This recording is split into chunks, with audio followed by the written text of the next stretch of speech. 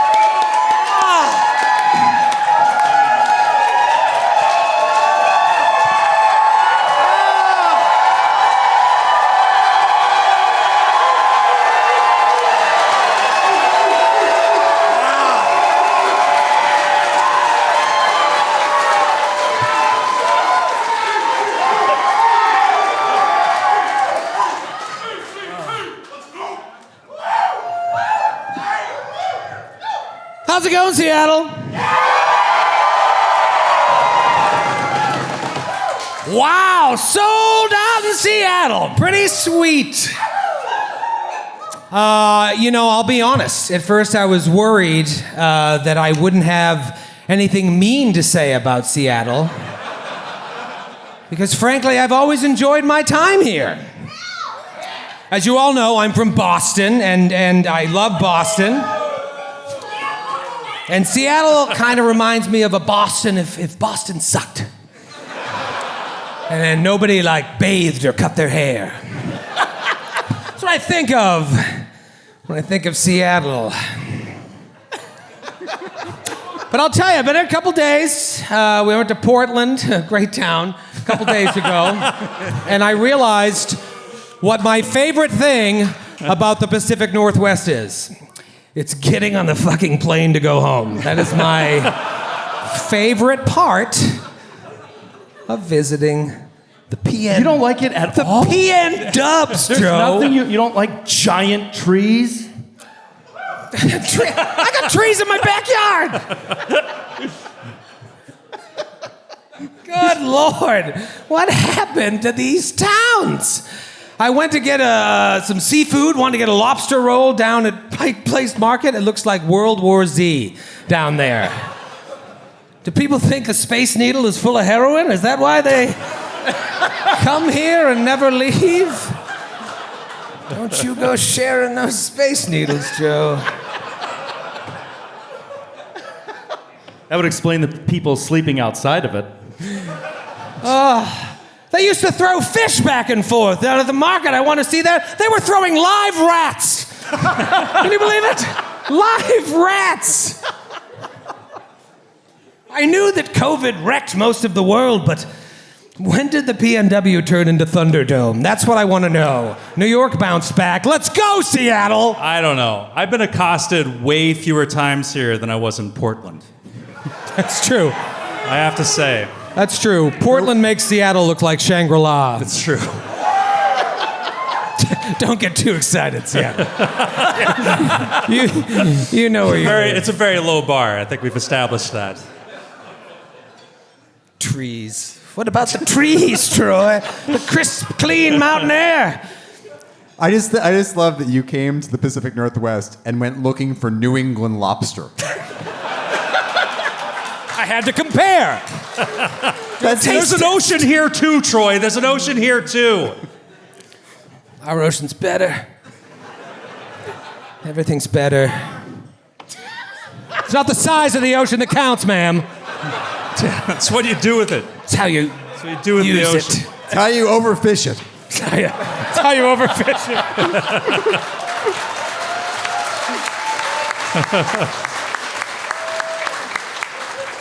No, all jokes aside, I'm glad we came out here because coming out here makes me realize I have no real reason to ever leave the East Coast because it's so much better. Today was the first day. I think there's only 3 days a year it doesn't rain here, and we were here for one of them, which was nice. But then it's wildly humid and muggy, and I'm just soaking wet. I'm like Joe O'Brien at a cheesesteak convention, just soaked all day long. I've gone through 2 family-sized bottles of Gold Bond, just trying to keep my situation dry. Do you know about the Gold Bond, Grant? Yeah, I did a couple years ago, and now I'm really comfortable here. Yeah, well, you lost a lot of weight. Shut up.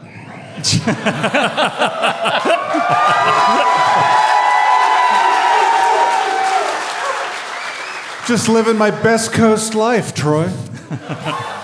Must be nice to be thin, have your thighs not touch. Do you have a thigh gap, Grant? Show everybody your thigh gap. You can't afford it. Nope.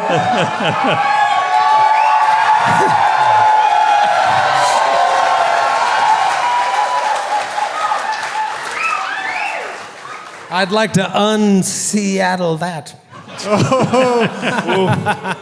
Shut up, it's early. Just get warmed up. Folks, we got a hell of a show for you tonight, and I figured it'd be fun if we kick things off with a little surprise. You might notice. You might know we're having a good time. You might notice there's an extra chair down there. No, it's not for a memory of someone who no longer plays with us. It's not for the prophet Elijah. Nope. Nope, that's the wrong month. We're going to bring out a special guest this evening, and while they are not originally from Seattle, they may still wear Birkenstocks on occasion, and they may also drive a Subaru. I'm not 100% sure. But unlike most people in this city, they have a job, which is good. They are the publisher of Paizo Incorporated. Ever heard of this racket? He's here and he's bringing back a little tiny murderous friend. Give it up for Erik Mona!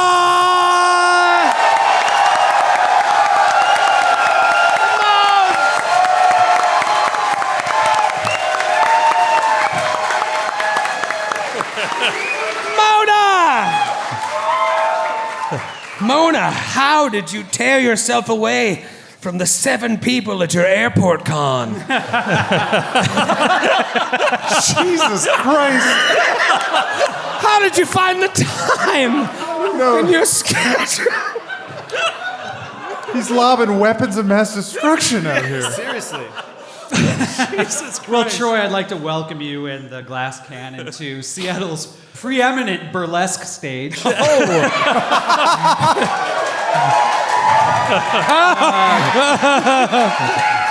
If you guys play your cards right, this is going to be a show to remember. That's for sure. How are you, buddy? We haven't played with you in a dog's day. I am fantastic. I am looking forward to some tiny murder clowning. Yeah.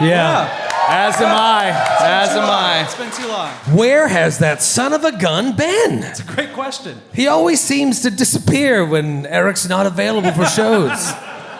It's so weird. Well, thank you for coming tonight. Thank you. It is a joy to have you here.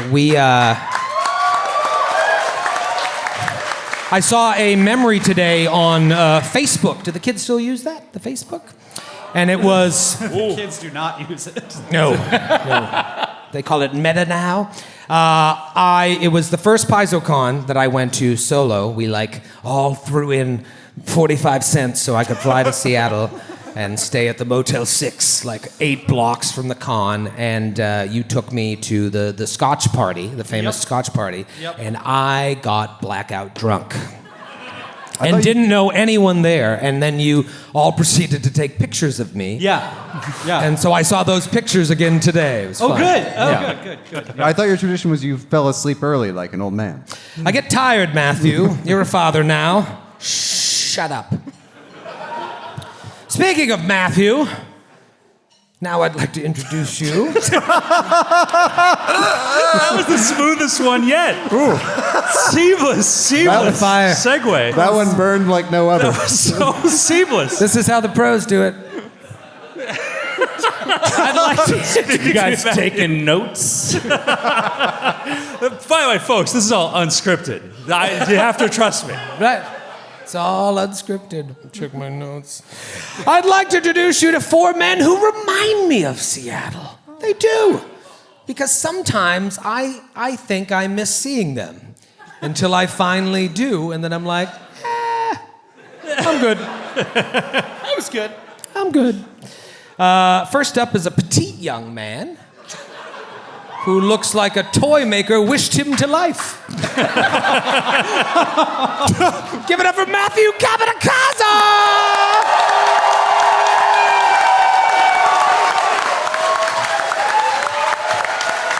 Matthew, Yes. you're a real boy. I was talking to the Blue Fairy yesterday, who might have been an undomiciled fellow in the Capitol Hill Improvement Zone.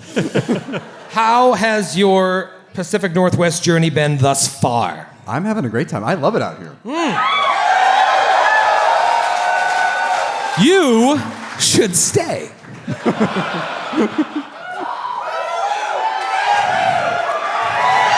Will you have me? How would we replace that tireless dedication?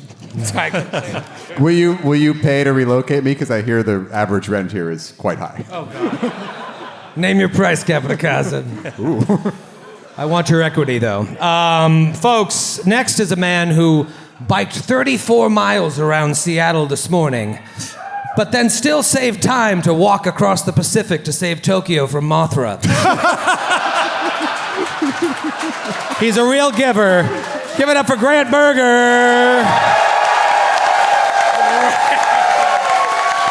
Berger. You and Mothra have had a real long storied history together. Yeah, it's all because Mothra didn't invite me to their 18th birthday, and it has been downhill ever since, Troy.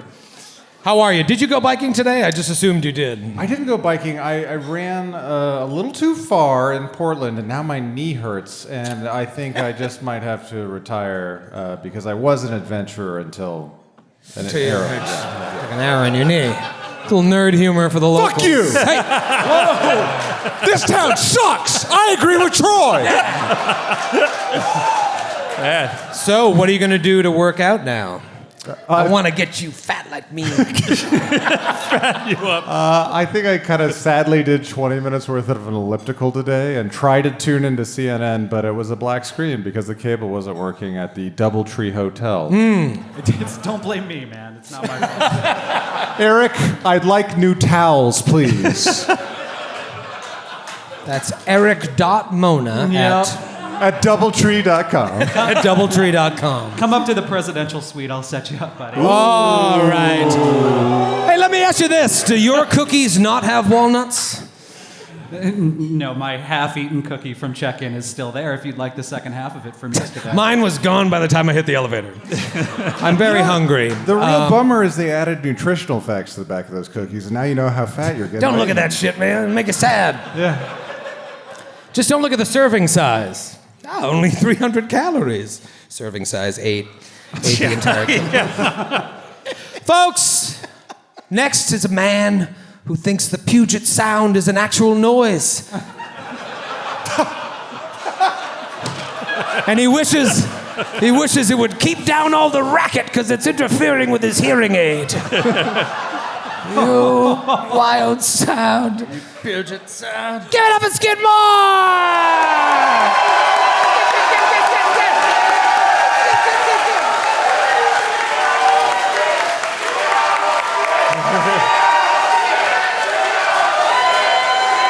Seattle Skid.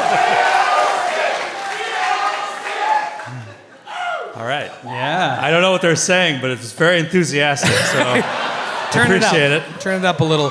Skid, we didn't talk about this. It's not in my notes, but let's bring it up. Skid and I shared a room in Portland, and the first night we turned on the television. I believe it was channel 37, and there was a young lady eating a man's asshole. Now, here's the thing. I don't often enjoy that type of television with a friend. But there it was. Not a work friend. Not a work friend. College buddy, maybe. Yeah. But there was this weird thing where we were watching it and trying to understand, is this happening? Yeah, at it's like, we 9 didn't order PM? this. Why is this on our TV? It was really hardcore stuff. Is he just looking for his keys? No, he's eating it. You're welcome, guys. Yeah. Thank you. Mystery solved. I feel like we did a good job, though, of watching it for the exact amount of time that was appropriate. Yeah, Considering the situation. Yep, before anyone was visibly aroused, we were able to click away. And moved on. Yep. Started watching SportsCenter. Yep, that's right. Did you talk about it, or did you just pretend it never happened? We did. No, we did. We were talked about it. What? Yeah. We were just trying Because to. we went looking for it again the next night was the thing. Yep. Well, we needed another. We needed more evidence to kind of corroborate our. We couldn't find it. It was like it was weird. It was like, did you see those lights in the sky? Yeah. And we had to go out the. No, they're not there. Yeah. We didn't find it. Yeah, we did. It was an anal probe, so. Yes. What you thought of that? Very odd. Yeah. It wasn't the worst thing I saw, though, this weekend, because Grant and I stole Matthew's TV so that we could watch Morbius last night. And, that ate way more ass than what we were watching. I pointed out while we were watching it that Jared Leto lost as much weight as he did for Dallas Buyers Club, and then Skid was like, "What was your?" Well, it's like, but it's not. You were saying it's not like he did it to play Shakespeare. Like he did it for Morbius, and it was like it's a cartoon vampire, and it was just like, yeah, I lost 87 pounds to play Count Chocula. I'm so proud of him. After they stole my TV, I had nothing to do, so I was walking in and out watching the movie. When the movie was over, Graham was lying in his bed reading the Wikipedia for the plot. We couldn't understand what happened. After they had finished the movie. Yeah. You're a cheater, Grant. Always been a cheater. Well, That made less sense than Morbius. interpret it for yourself. Folks, lastly is a man who, before making love to his wife, borrows a phrase from a local hockey team and says, "Honey, you ready for me to unleash the Kraken?"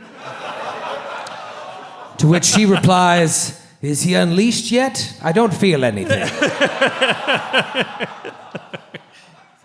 He has a tiny penis, folks. Joe O'Brien! Show him.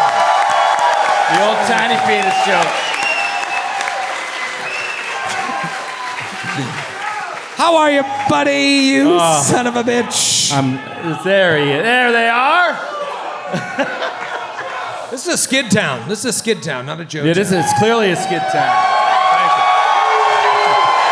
I love it here. I love this town. Love it here. These are my people. You'll get them back. You'll get them back. You're a natural one away from a hug. You've chosen poorly, Seattle. I'm great, man. I love the trees. I'm a big tree guy. It's beautiful here. As soon as I get off the plane, it's the first thing I see. The skyline, the greenest, darkest trees in all the country. I love it.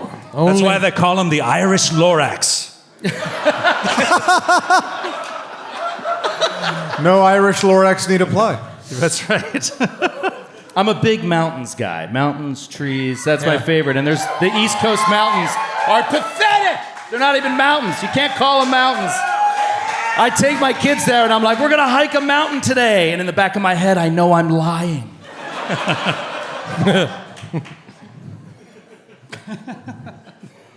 What mountains did you find in Seattle? Mount St. Helens, Mount Hood, we came up from Portland. These are real mountains, man. It's true. Not in, Rainier, of course. I just haven't... I'm aware of the mountains in the region. I just don't think this is a city on a mountain. I just haven't climbed Rainier yet. Climbed Mount St. Helens, climbed Hood, solo, no ropes. Let us know when Call it a free solo in business. I'd watch that documentary. I know this isn't a big climbing crowd, but... Let us know when you complete your Sherpa training. We have a lot to get to tonight. This is a big show because we are starting a new book and we are starting a new game system.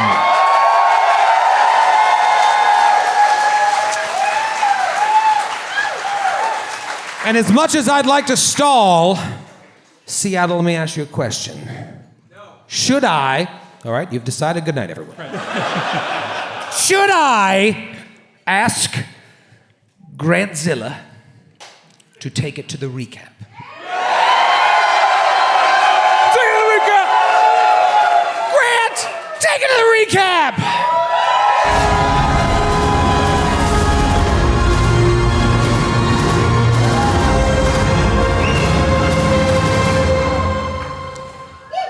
Beautiful, beautiful. I missed it because I was checking the Celtics score. Did they win? No. Oh! They're down by 4 with 12 seconds left. Vamp. No. Tonight! Tonight, we begin not only book 3 of the Strange Aeons adventure path. Do you remember when we started this? We thought we'd get through 10 sessions and they would have canceled us. But we're resilient, unlike your city. So tonight we begin book 3 and we also begin Pathfinder Second Edition. A game that we do not know how to play. And what's different about that? We admit it. We're open about it. We hired the author of Book 3, Ron Lundeen, to translate the 1E mechanics to Second Edition because not only is he a master of his craft as an RPG writer, but he was also recommended to us as like one of the best at converting 1E to 2E. So there may be some of you out there who think you know Book 3 of Strange Aeons. Well, let me tell you something. You don't know Jack, sister. Thought that would get more of a response. I think you scared a lot of them. Well, that's good. I want to keep you in your place. You've been yelling at them for 15 minutes straight. Really fired up. I had a lot of caffeine. Yeah. It's like demoralize, demoralize, demoralize. See, Joe knows the rules. Yeah. It's really demoralize, demoralize, demoralize. Love me. Joe, give me some recap music while I pop this ice cold Bud Light, our newest person that still ignores our emails to sponsor us. That's truly soda. Give me some good recap music. Make it good. And when I change the tone of the recap, change the music. Okay. We open on a carnival somewhere. Fuck.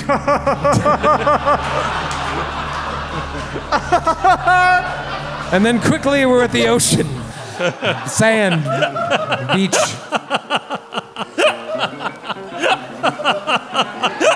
You're fired. He's the best in the biz. Book 3. Book 3. Talk about book 1. Book 1 focused on our heroes. Waking up in an asylum with no memory of who they were, no memory of their former lives or how they got there. An asylum where the inmates had taken over and where a fissure between universes allowed creatures from other worlds to seep in. As they struggled to regain their sanity, they fought their way through the nightmare and came out victorious. Book 1. While in the asylum, That took a lot longer in real life to play. Yeah. That was a really good recap of book 1. Tight.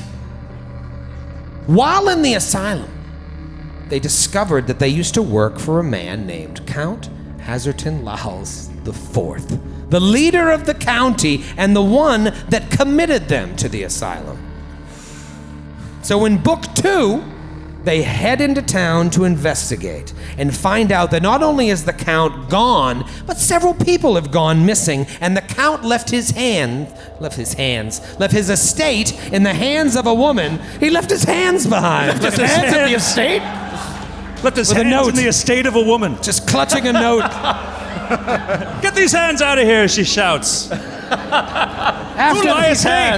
After the hands were cleaned up, you discovered that he left the estate in the hands of a woman who was heading up a cult that was kidnapping people, murdering them, and using their blood to power gateways to another world. So you infiltrated the Count's manor, you killed the woman, you killed the cultists, you killed the aberrations that seemed to be attracted by this cosmic energy to Thrushmore.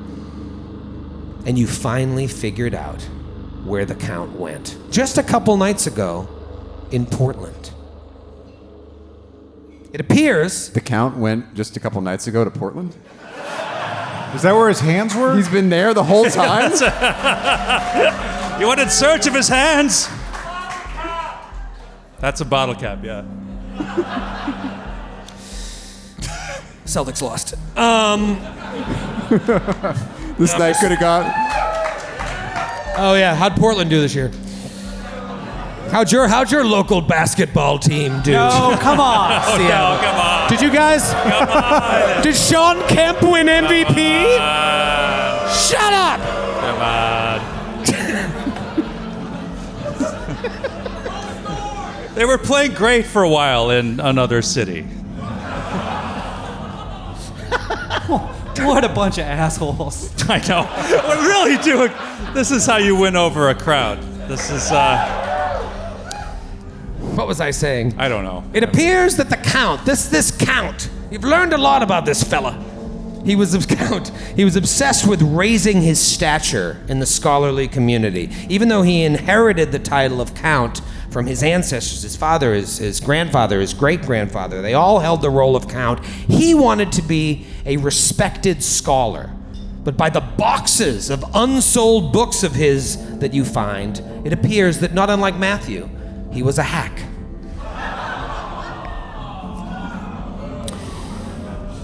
We're best friends in real life. At some point,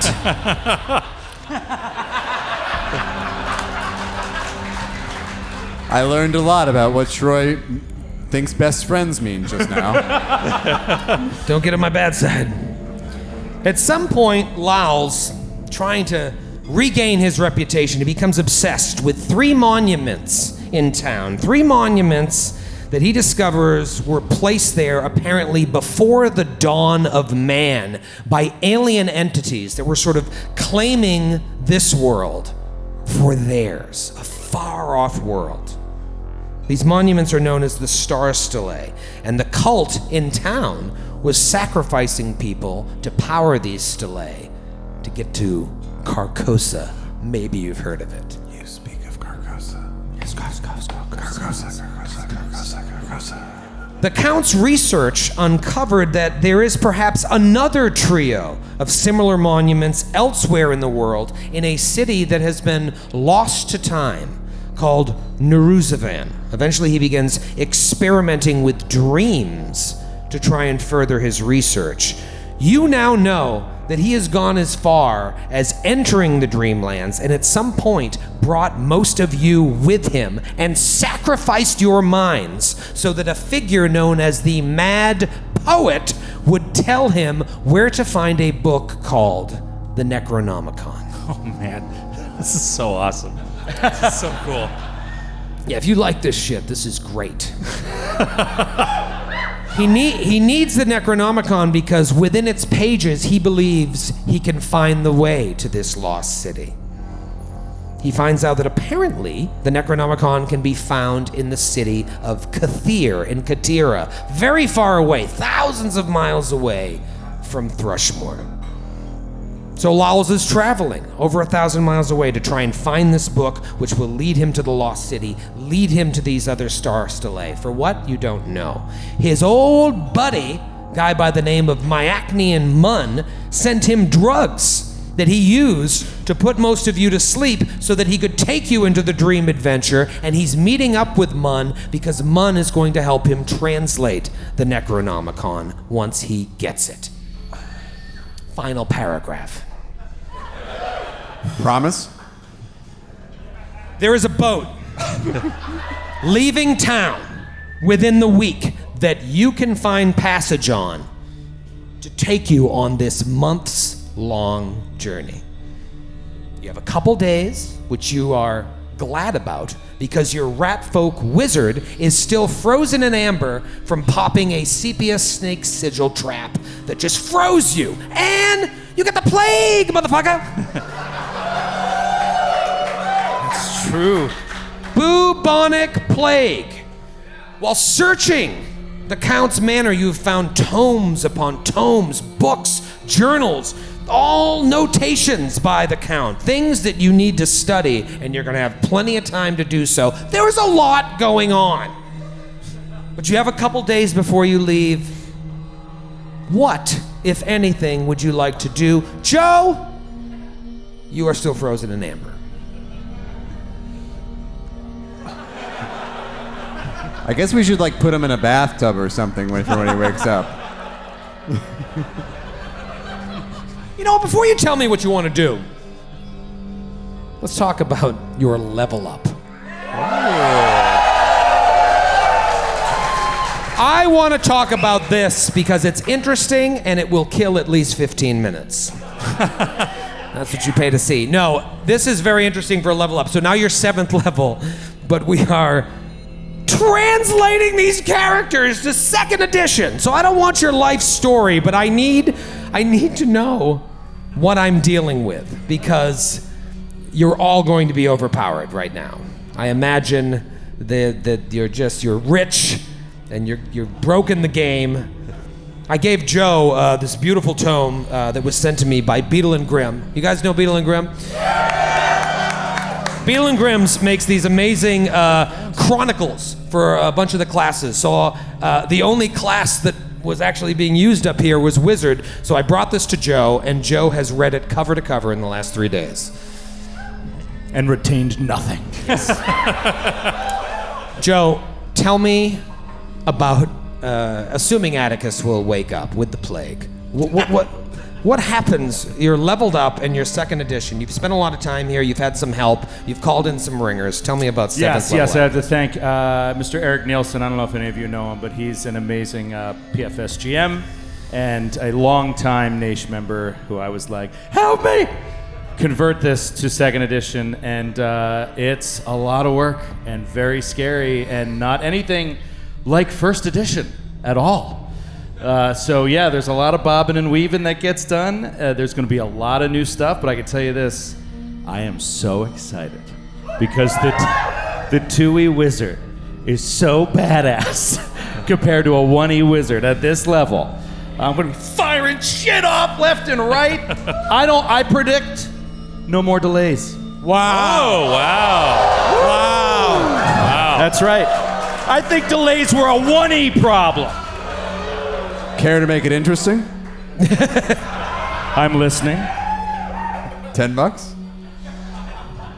A little rich for my blood, Capodicasa. All right, you're on. $10. I will give you. Wow. How many episodes? What's the term? What? How many shows? It has What's to the be term? long enough that he'll forget about it because he's stupid. So let's say by San Francisco. He can't delay him. All right, that's 4 more shows. $10. $10. Deal. Matthew is going to be $10 richer in an hour. Give us a sort of Reader's Digest version of some of the things that Atticus has changed about him. Well, Reader's Digest, the cantrips are incredible in 2E, so you can cast a lot more fun stuff. The spells are all different. He's going to have different spells, but he's still an illusionist, which is going to be really fun to play with. And yeah, wands work totally differently, and I'm excited about wand usage. I don't know. For the most part, I think it'll come out as we play the new spells and such. But I'll tell you this: I'm also never gonna fire a fucking crossbow again, ever. You can leave it at the Count's Manor. No need to bring it. Grant, I did have, I brought you another Beetle and Grimm's book. I brought you the Cleric Handbook, but it turns out you didn't need it. Tell us why. Because I am a fighter with a cleric dedication. The unholy alliance of vermin that are currently running rampant inside of my colon have taken over my body. That's still a problem. Refocus my martial desires. But I still have a lot of Pharasma-themed abilities. I have spells. I have Pharasma lore. That's got to be basically a war priest. Let me ask you this, because I don't know how to play this game either. These dedications, do you take multiple levels like you would a multi-class, a traditional multi-class, or you just take that dedication, John, and that's it, one-time thing? You cannot select another dedication feat until you've gained 2 other feats from the cleric archetype. So you take the first one in place of one of your primary class feats. I sacrifice one of my shield abilities. That's what I'm excited about in terms of combat. Is I have this feat called aggressive block. When I do shield block one of your monsters, you get to decide if I get to push them 5 feet or if they are flat-footed until the beginning of my turn. Interesting. And if you decide that they move, I get to decide what direction they move in. And I like that a lot because of Halster's cowardice and being able to just kind of, that's how I pictured him fighting more, and I never got to do that mechanically, so I'm very excited to see. He's also now the primary damage dealer and tankiest character. Okay. Shocker. Fighter with the little Clary dead and a shield build. Little Daddy shield build. Daddy shield build.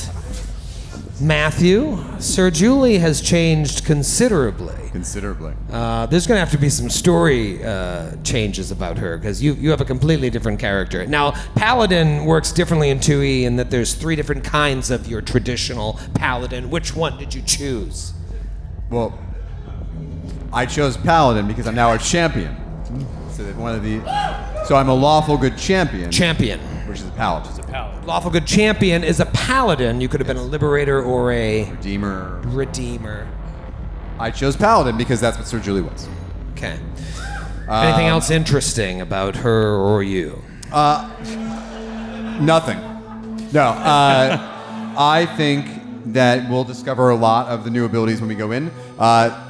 Spoiler alert, there was literally nothing that translated from her archetype. Literally nothing. Okay. So I was just kind of picking stuff that felt like her. I'll give you one example that I think you'll like. I took a feat called Dubious Knowledge. Dubious Knowledge? Yes. Well, she spent a lot of time in the asylum, and maybe her memory is a little altered. Yes, so it says you're a treasure trove of information, but not all of it comes from reputable sources. So when I fail a knowledge check, you have to give me one piece of true information and a bit of erroneous knowledge but I don't know which is which. You're a very particular kind of player. Feels like Sir Julie. You just like making me work. Yeah, that's the thing. It's such a big fuck you to Troy because his first instinct is to make the dubious thing be a joke.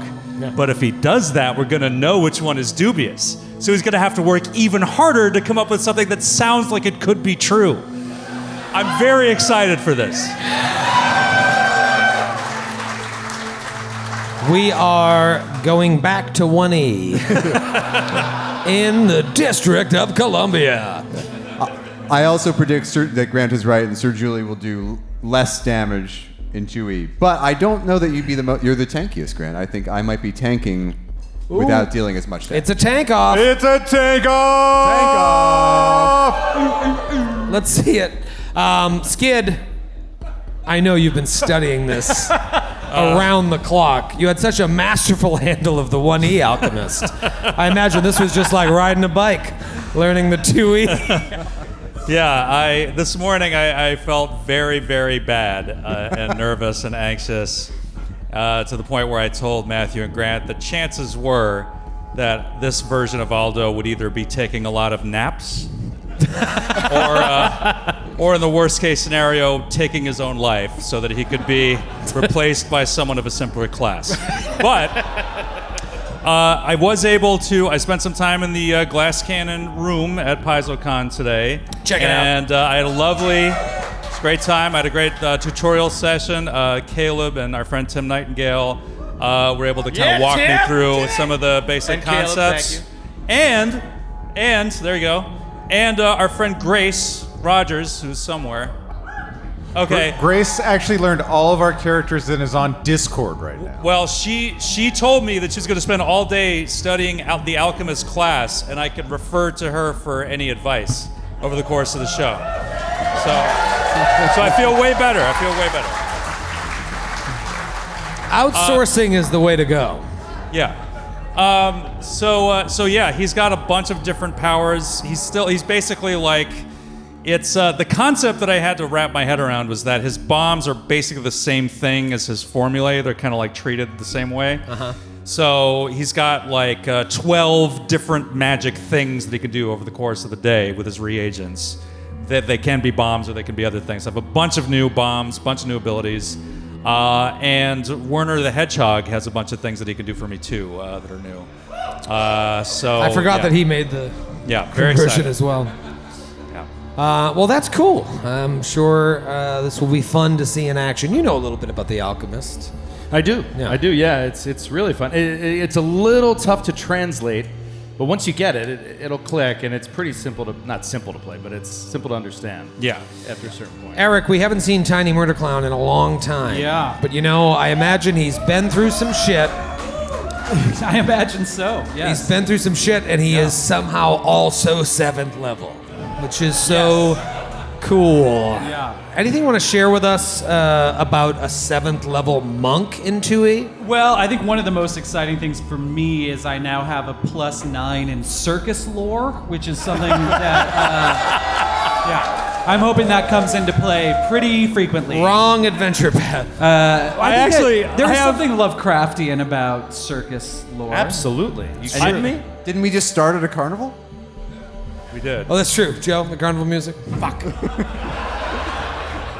I have a rank in clown lore, which is actually listed in the thing. Oh, good, yeah. Well, we'll have a lot to talk about. Yeah. I've got all kinds of fun stuff. I've got I can taunt people. I've got the traditional flurry of blows. I can crawl around on my hands and knees in a special way. That's fun. These things are all going to come into play today, I think. Were you on the channel that Troy and Skid were watching? Well, my face wasn't.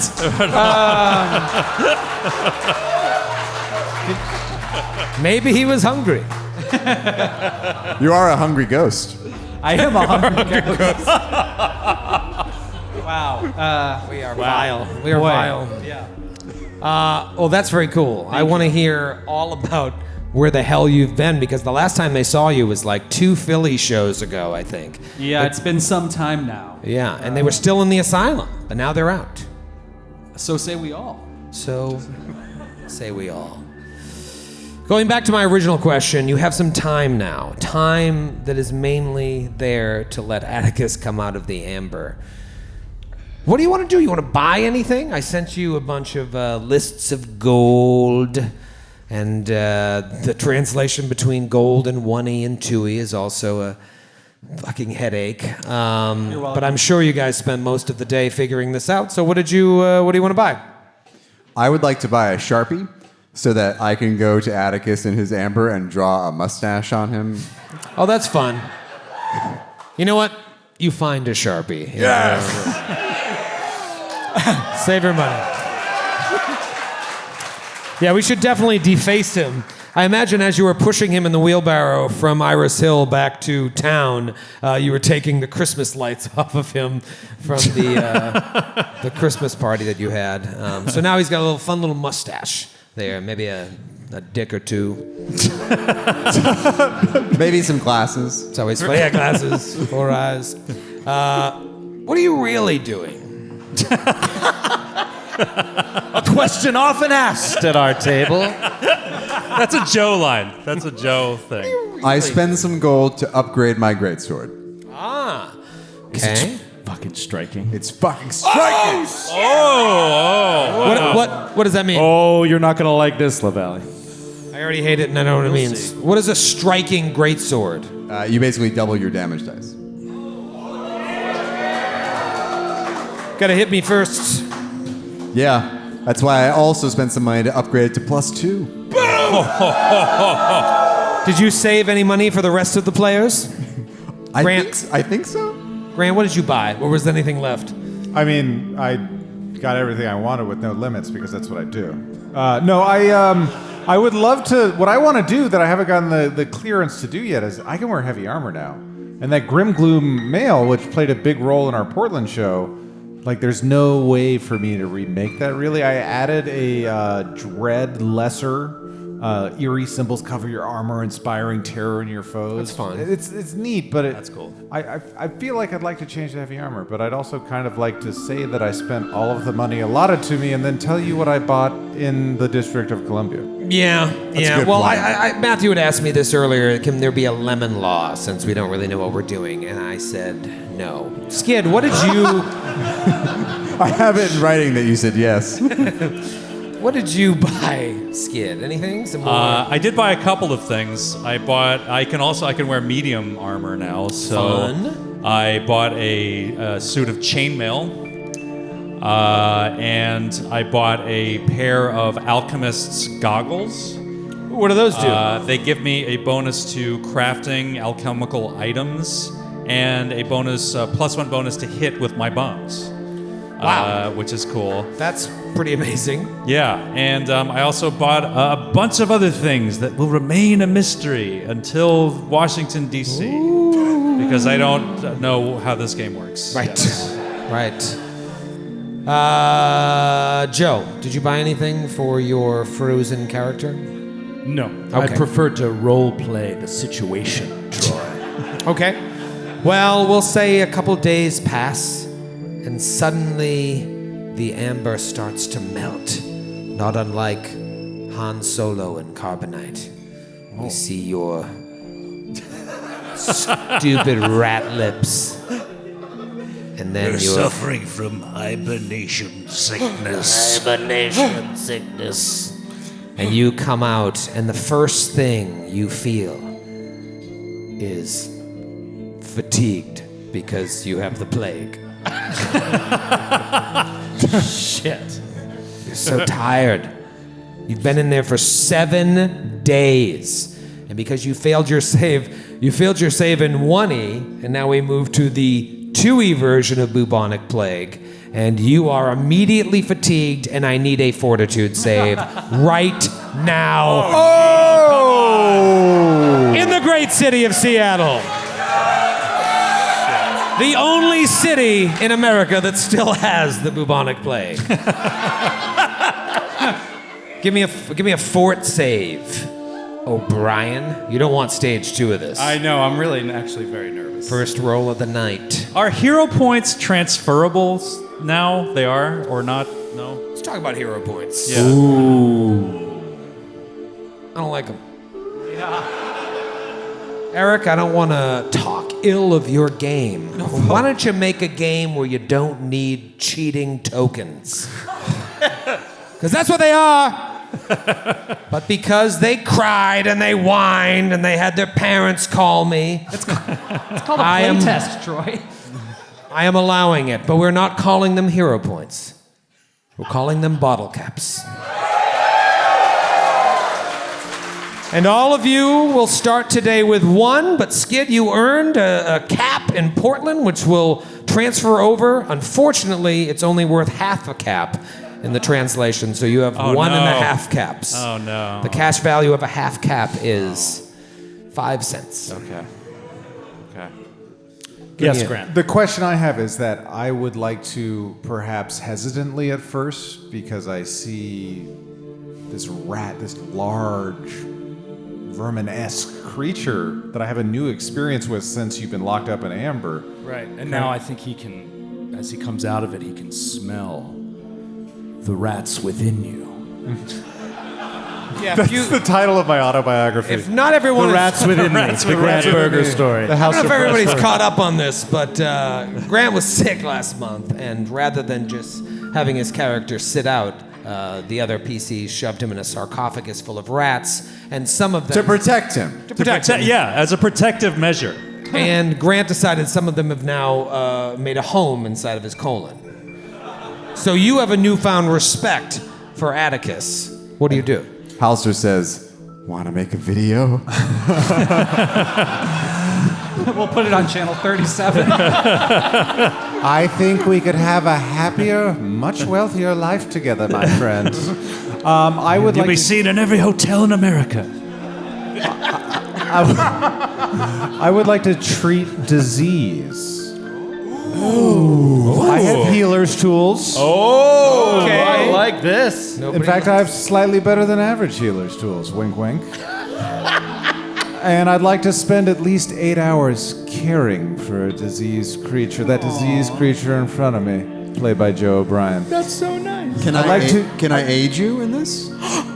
I don't know about aiding on top of this. I was trying to throw Troy a curveball by attempting a medicine check against the disease's DC, which I assume he doesn't know. I have it right here, Oh, you do? I think. Can I? Got him! I have the Fortitude DC. Is that the thing? Yes. Yeah. Can I play nurse? Can I play nurse to Halster's physician? No. Roll your treat medicine. You're lucky I'm even letting you do this because it takes 8 hours. He's been in amber for all. Once that again, time. talking to Grant. Okay, Teenagers. this is a plus 16 on this roll. Plus 16. 27. Oh, wow. That's a critical success. Yes!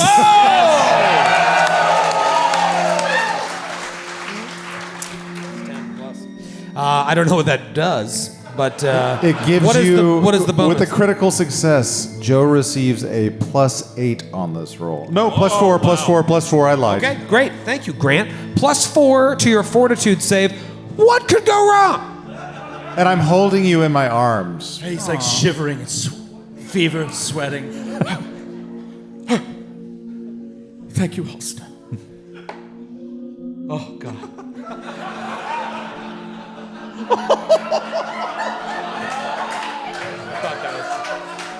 It was the natural 7. It really looked like a natural 1. It really did. So what's the totes? The totes is 23. You no longer have the plague.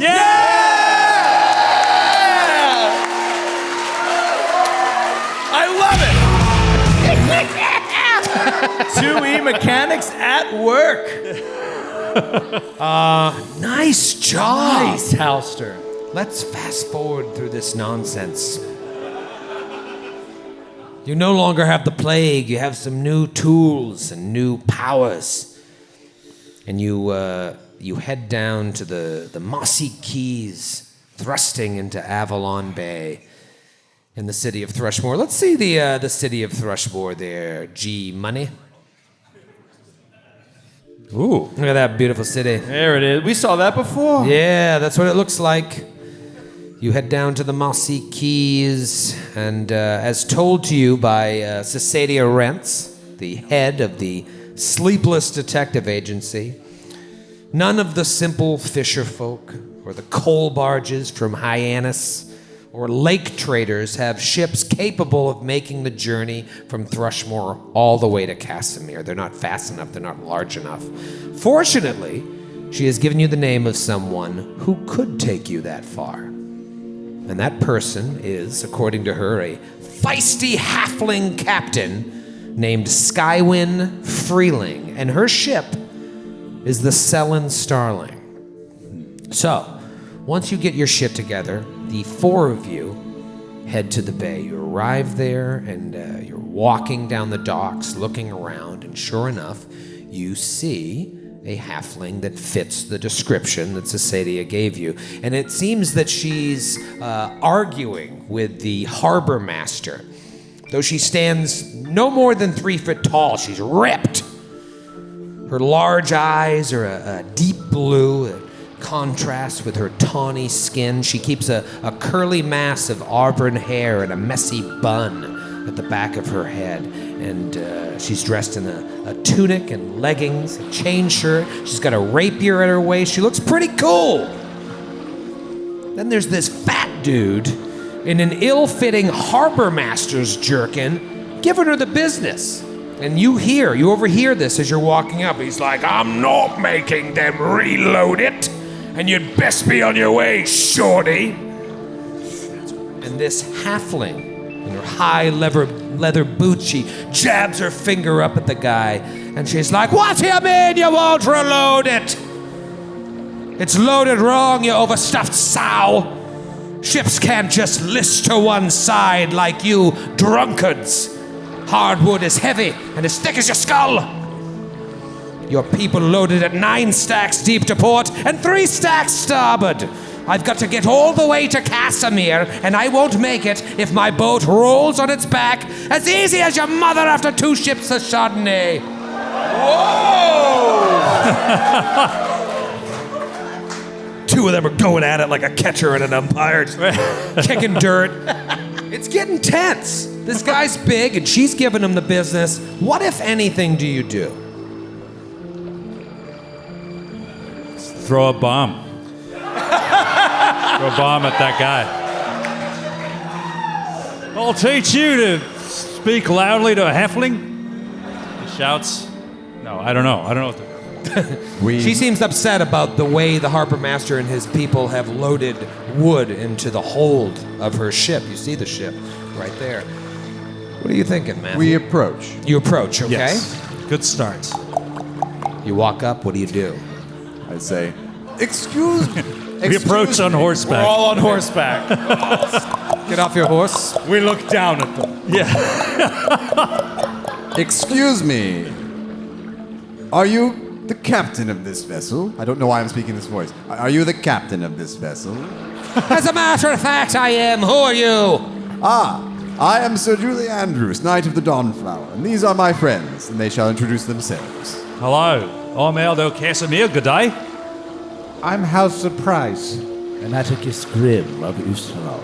Well, I don't give 2 shits who you are. I'm trying to get this harbor master here to have his men fix this wood on my ship. So unless you're fixing the wood, keep it moving.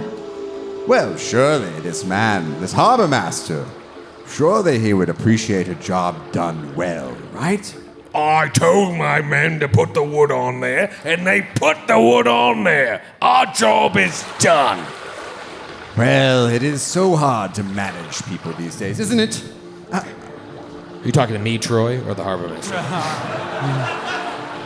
I was talking to my compadres here. Ah, yes. Oh, yes. Agreed. Yes. Surely, perhaps we can excuse a miscommunication, and maybe we can make it worth your while to just make sure everything's in proper order. How about diplomacy check. All right. Little Diplo check, Sony. Natural 20.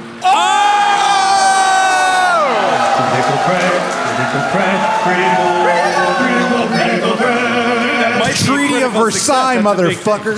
What's the total? That is a 32. The harbor master looks at you and he seems taken aback by perhaps a glow about you or your geriatric beauty.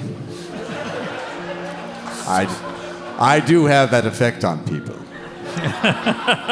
And he said, well, I don't want to cause any fuss, I suppose. All right, man, will you fix it the way she wants it? Pointing at the halfling. I'm sorry, we've got a lot of ships we gotta load. I And- understand. Appreciate your help. His men start fixing it. And the halfling looks at you and she's like, that was right. Mighty nice of you. Thank you for doing that. You didn't have to do that. I'm sorry I snapped at you. Think nothing of it. I've already forgot. What did you say your name was? I am Sir Julie Andrews, Knight of the Dawnflower. Knight of the Dawnflower and your friends, yes. Well, you didn't have to do that. That was very nice of you. Thank you. I am actually oath-bound to do good in the world, so... Well, it's good to know there are still people that do good. I myself am trying to do some good. I'm ferrying people down to Casimir. And as she says that, like an old woman and an old man walk up to her, and they're dressed rather nicely, and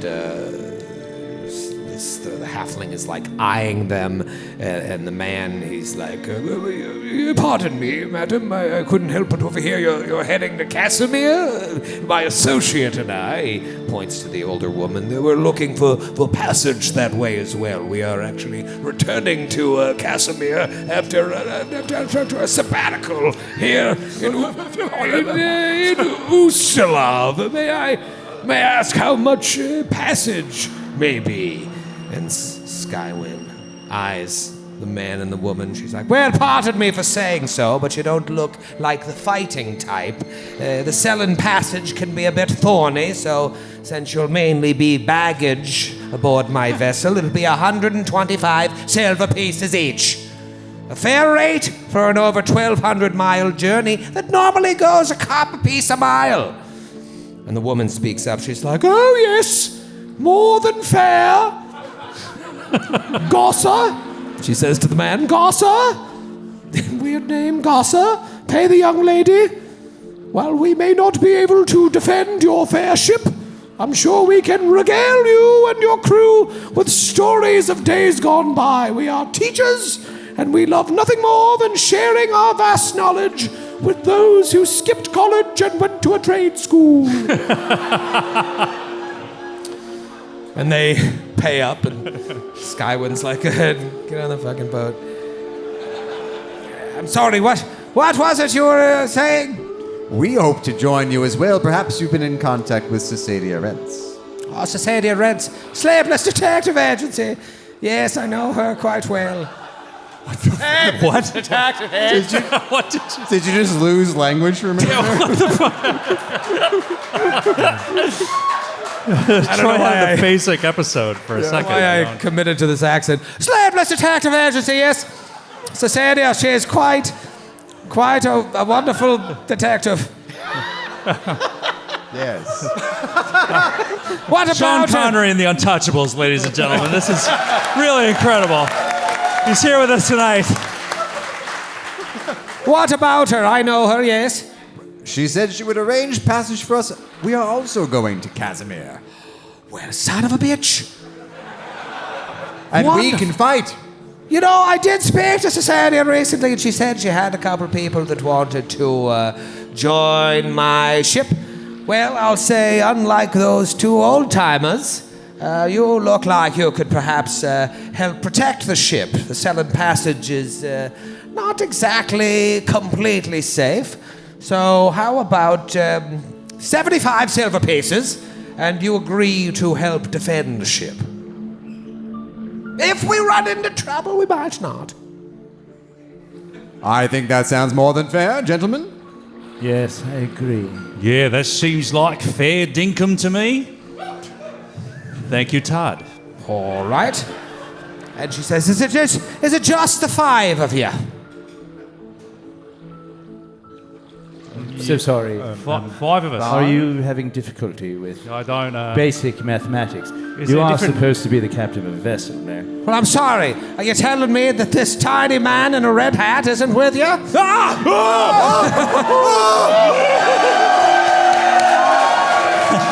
Hello, my old friends! Where have you been?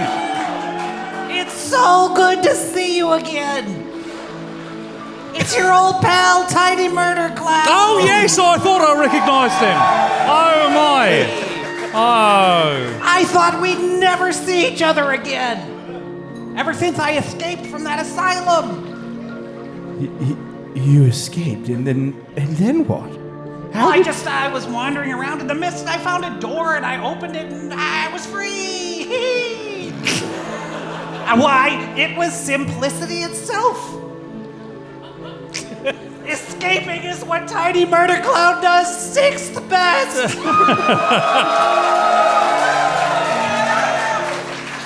And forgive my rudeness, Tiny Murder Clown. I'd like you to meet Sir Julie Andrews of the Dawnflower. Sir Julie, this is quite a charming creature. Yeah, A tiny murder clown. My name is Furball Haas. So Julie Andrews, Ah, very good to meet you. Are you the squire of my old friend? who is your old friend? Why, Mrs. Old Lady, of course. Where is she? Awkward. A single tear. She's dead. No! She had such a powerful soul. I'd hoped that maybe one day I could get to know her better.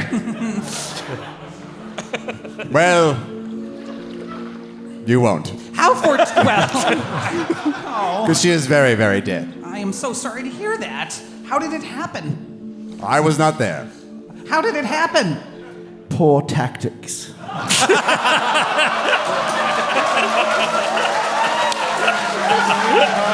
You know, I loved her so, but I did see that coming. Well, how have you been? It's been so long. I've had a wonderful couple of months. How about you? I've lost some time, Tiny Murder Clown. I've been in the dark, alone. And he stares off into the distance. Creepily. Well, I've had a lovely time. Met a lot of new people, seen some new places, read some books. Really? Yeah, changed my character completely. Turned over a new leaf, as they say. Oh, we do have an additional companion, of course, Werner. Oh yeah, and he's like, you can see him like turning over and the tumor in his neck. And he's just like, oh, he hears you talking about him. And he like peels open the flap of skin, like pulls him out. I was like, there he is. He doesn't bite. Well, he does, but not if I don't tell him to. Hey, look at it. What am I looking at? What are you holding in your hand? It's a viscera-covered hedgehog. That lives in a tumor in his neck. He's adorable. He is, isn't he? I just like waddle up and just try to pet him, and you'll notice that like, whereas before last time you saw Tiny Murder, so Tiny Murder Clown is got like a flame-colored hair, like sticking up like a candle flame. He's wearing red, orange, and yellow sort of jester's outfit and short sleeved. And you remember from the past there was always blood caked up all the way to his elbows. That's been cleaned up. But as he reaches up to pet your hedgehog, you notice there's just still like little lines of blood under each long fingernail, and he's all, Oh, he's so pretty. Yes, all right. Well, perhaps that's enough for today. And he puts him back on the tumor. Very well. Feels like a powerful soul for an animal. Well, sure. You seem very perceptive about other people's souls. Well, yes, I eat them. I'm a hungry ghost monk. Ah, that explains it. Yes! Have you eaten any good souls lately? That's my favorite flavor. Oh, the good souls. Yeah, the evil souls are gristly. Oh, yes. The good souls go down smooth, and then I can convert them into great power. All right. Well, Furwell, we have been. After many days, I have awoken. Halster was a great deal of help bringing me back and told me of their escape from the Count's residence.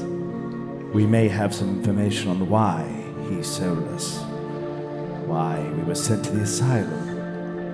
He flees down the river here, and so we seek passage. Would you like to join us? Oh, yes, I need to leave town immediately. For reasons I won't get into now. It has been really fun, but it is time to go.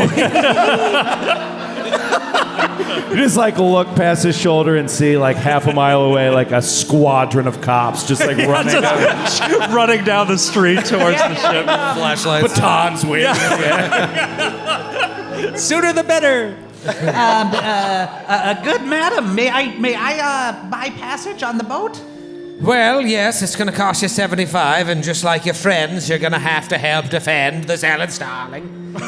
75 silver pieces? Yes. Oh, simplicity itself. And he pulls out like a fat sack. Ooh, yeah. Is like filled with gold, and he's just all 1, 2, 3. All right, I'm sure you have enough. 75 each, and, when you're ready, get whatever you need. You're going to have to handle your own provisions, but I'd like to leave in about 20 minutes' time. If there's anything you need, you get it along these little shops along the dock here. Tell us, how does this journey work exactly? Will we be pulling over to sleep, or do we sleep on the boat? You sleep on the boat. We move through the night. Yes, well, on all but the clearest of nights, we drop anchor. We probably will get to Casimir in about 2.5 months. Oh, I can't wait to be with you guys for 2.5 months. I've learned so many new jokes. Question for you, Mr. Clown. Oh, yes. You can call me Tiny Murder Clown. Oh, yes, of course. Everyone else does. Mr. Clown. Thank you. Tiny Murder Clown. Mr. Clown is my father. Don't. Yes. No need for a formality.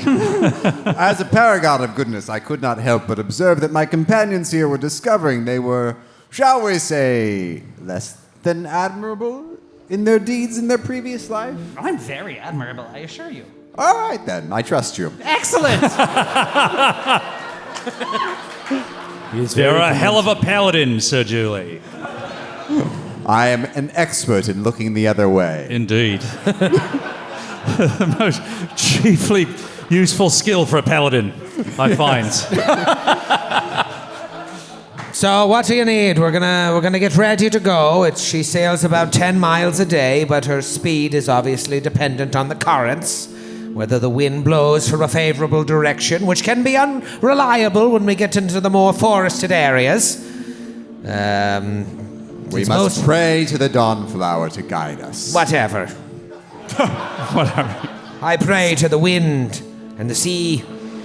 You said we're on a river.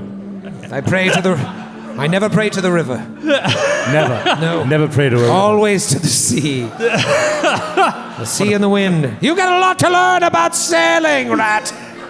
I've never been on a boat. I don't know how my stomach will take it. I hope you don't get wet, because a wet rat stinks. I'll try to stay inside then. Let me ask you this. I'll allow it. You spoke of dangers along the river. I'm sure they are varied. But is there anything you can tell us about the encounters you've had before? Perhaps we could get provisions that would help us before we leave. Well, I've made the journey up and down the Sellen many, many times. I know what to avoid and what to not avoid, as it were. What exactly do you not That pretty much avoid? sums it up. But you never know what you're going to see out there. We're going to be skirting wild country, going in the shadow of the 5 Kings Mountains. Call back! Traveling all the way down east of Andoran. You never know what you're going to see from the sky or the water. But the cities, the dark cities that lie along the river, I stay clear of them. So, you've made this journey many times. Yes. But you never know what you've seen before. Well, I've seen more than you know. That is undeniably true. Yes. For you've spoken of nothing. Yes. Things that would make your hair curl. Are you a hairdresser? It's time to go. Get on the fucking boat. Yes. Get on the fucking boat. Get on the fucking boat. Will you introduce us to your crew? Oh, my crew. There's shit. Perhaps you would like to introduce us to your crew one by one. One by one. Please provide a 1 to 2 sentence description of their characters. And let them all speak to us directly in their own voice. Yes. As they address us.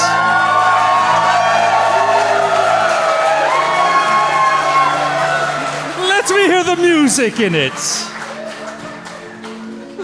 They don't take part in any encounters. They're just there. There's 6 of them. It's in their contract. Yes, they're just day players. It says they don't talk much and they won't get involved if you get into combat. But I'll introduce you to them nonetheless. That up there is Fingers O'Toole. Is this an all Irishman boat? No. Well, we do know. Fingers O'Toole. There's an untold story here somewhere. Why are they all Irish? He's walking on a tightrope right now. We did drive the Irish out of the city. It's always Capodicasa that does this to me. That's Fingers, he waves. That young lady there is Fanny Crebinger. Hello, Fanny. Say hello to the boys. And what does Fanny do? Fanny, well, she hoists the mizzenmast and takes it down at the end of the night.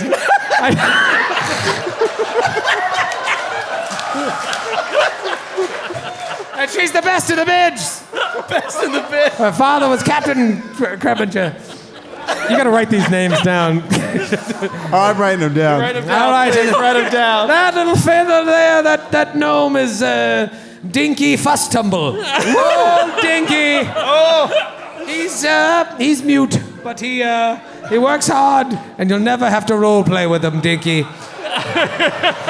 No, Dinky.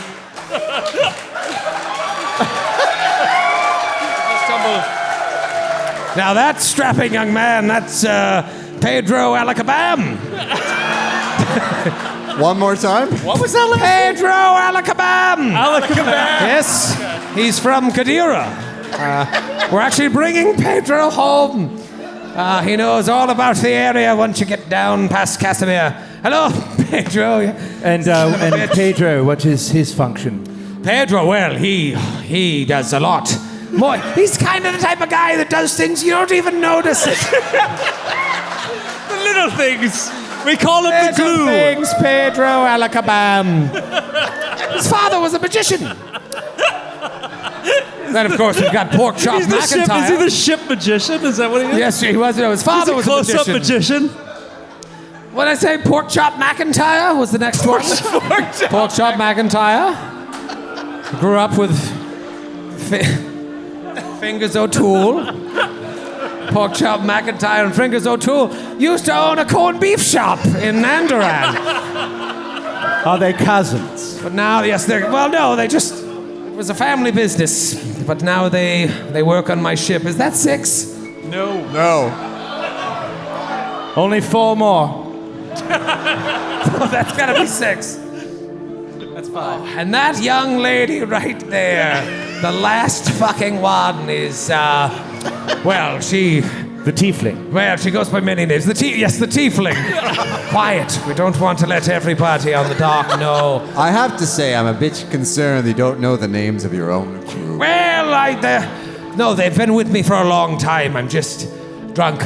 I was going to say, is that whiskey I smell on your breath? No, that tiefling right there is Spinny Pow.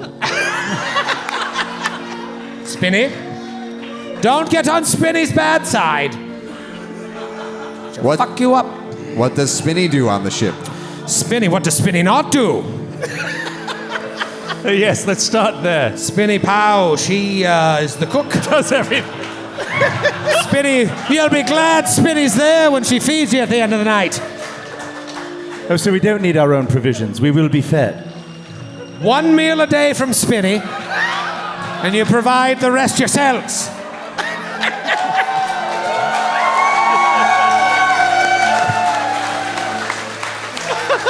Pedro Alakabam is potentially a magician.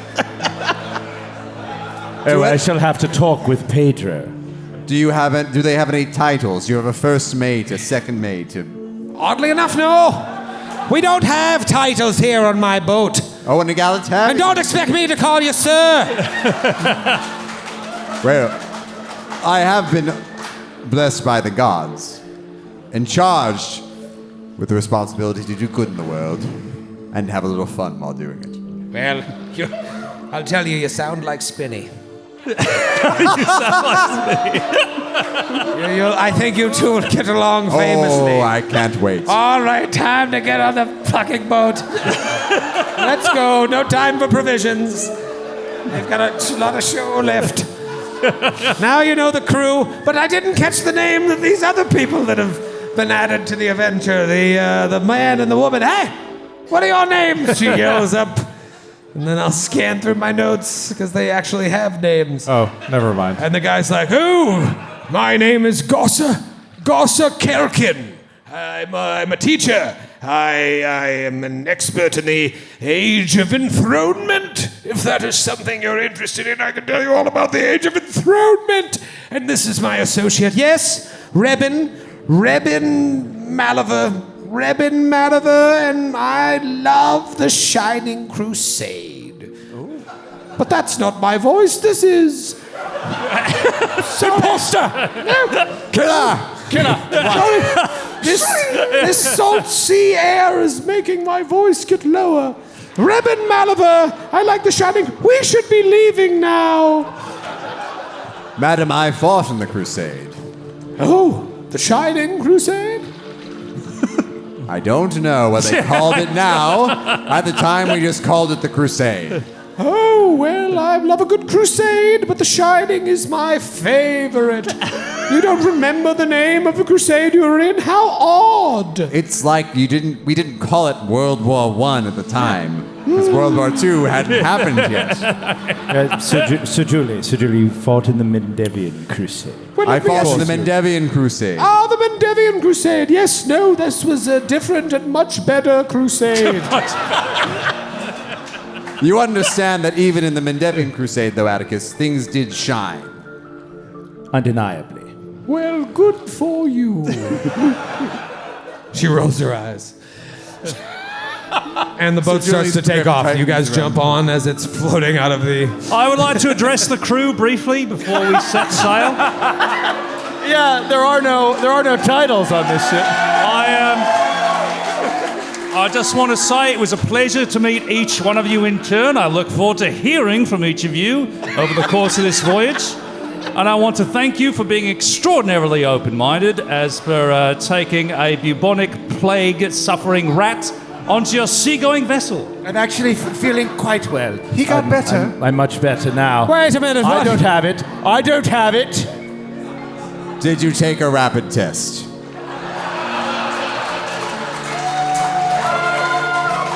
It is well known you can show a positive test and not be contagious. I'm not jeopardizing this trip. It's all I have.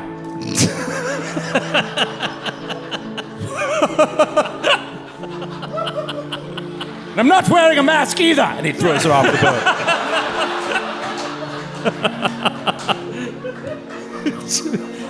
boat. You're what's wrong with this world. Get on the boat. All right. Anchors away. Anchors away. Boot doot. Can you play some lake music, river, whatever the fuck it is? A little lake music, if you don't And mind. Tiny Murder Clowns, so Julie Andrews, Atticus Grimm, Halster Price, Aldo Casimir, Skywin Freeling, Rebin Malaver, Gossa Kelkin, Fingers O'Toole, Porkchop McIntyre, Dinky Fusstumble, Yep. Fanny Kreminger, Pedro Alakabam, and Spitty Pal!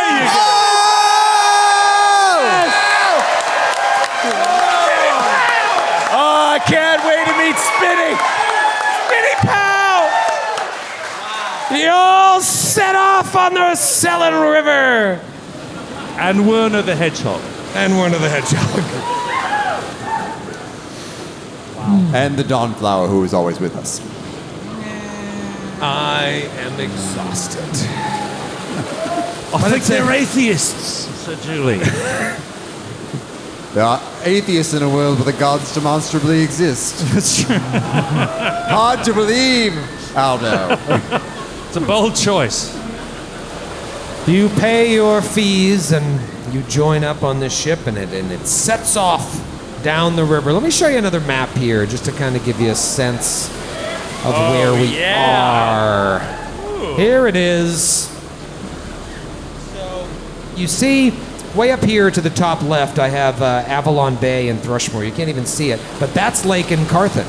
That's where Colonel Luther is from. And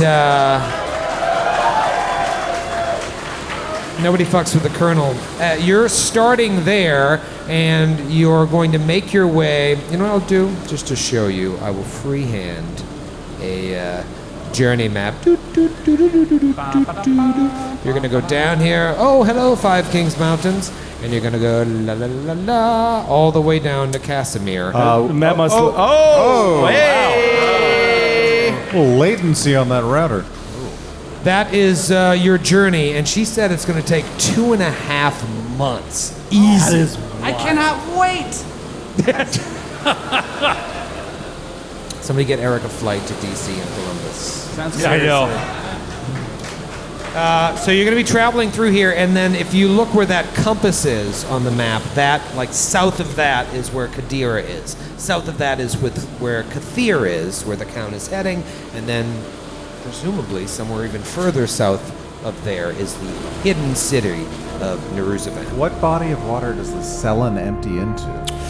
Down the bottom there, Yeah, down the bottom there. Eric? The inner sea. The inner sea. It's a pretty good world guide. Maybe you've heard of it.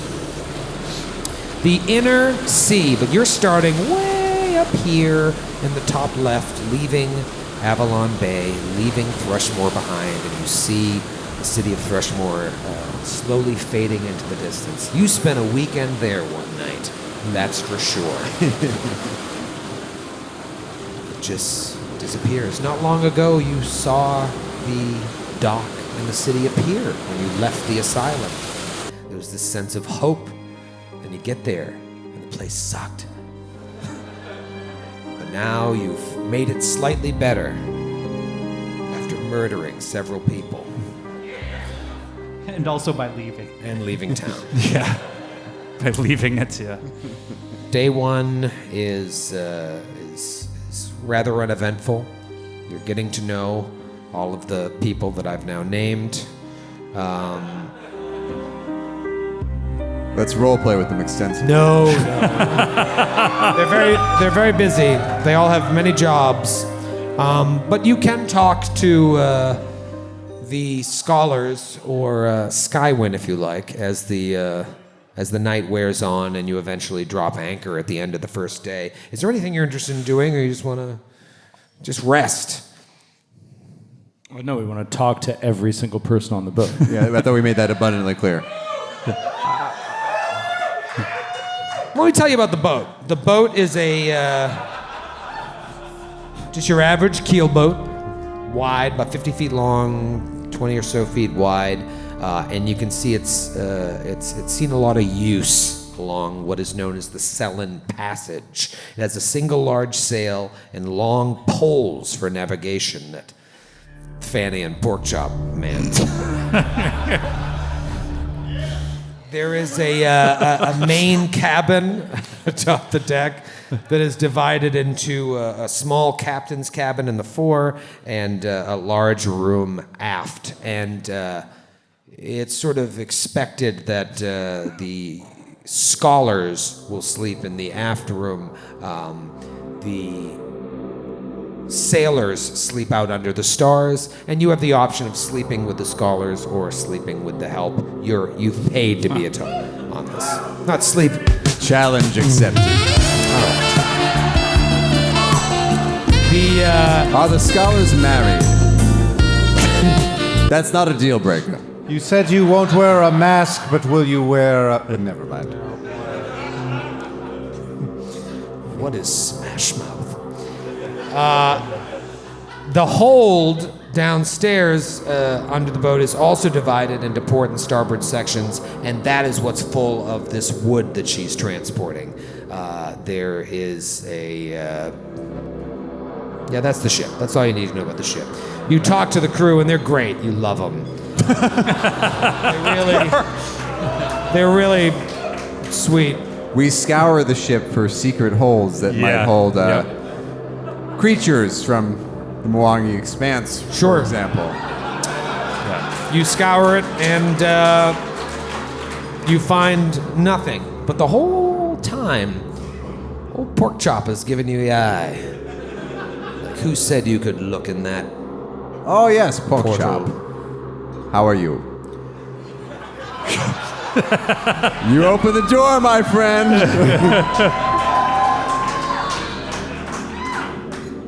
I'm fine. Just don't know why you're looking around our ship. Pork Chop, let me tell you about some That's of my Mr. experience. McIntyre to you. Of course. You are too familiar. I apologize, Mr. McIntyre. I thought you didn't have titles on the ship. Who are you? I'm sorry, I was, what do you call that when you're listening to the conversation that doesn't involve Eavesdropping. That's what I was doing, and I'm sorry. I don't like the looks of you walking around this boat poking your nose where it doesn't belong. Where should our noses belong? Upstairs! Is that a euphemism? Are you coming on to me? I am merely a servant of my goddess. I do what she wills.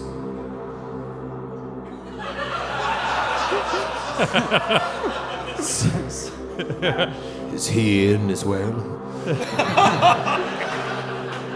Sorry for eavesdropping again, but I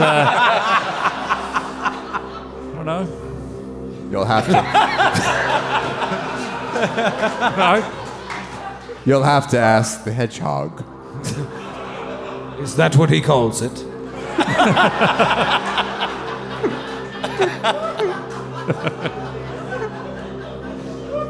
Weren't it?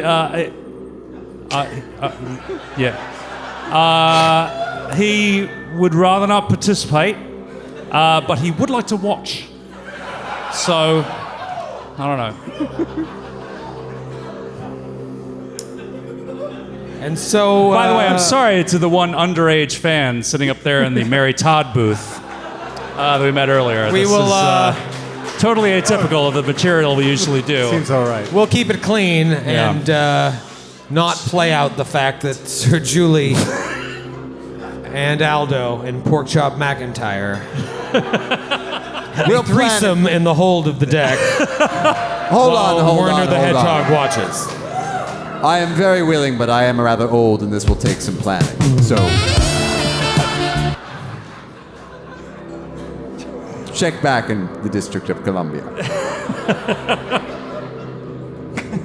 You tease.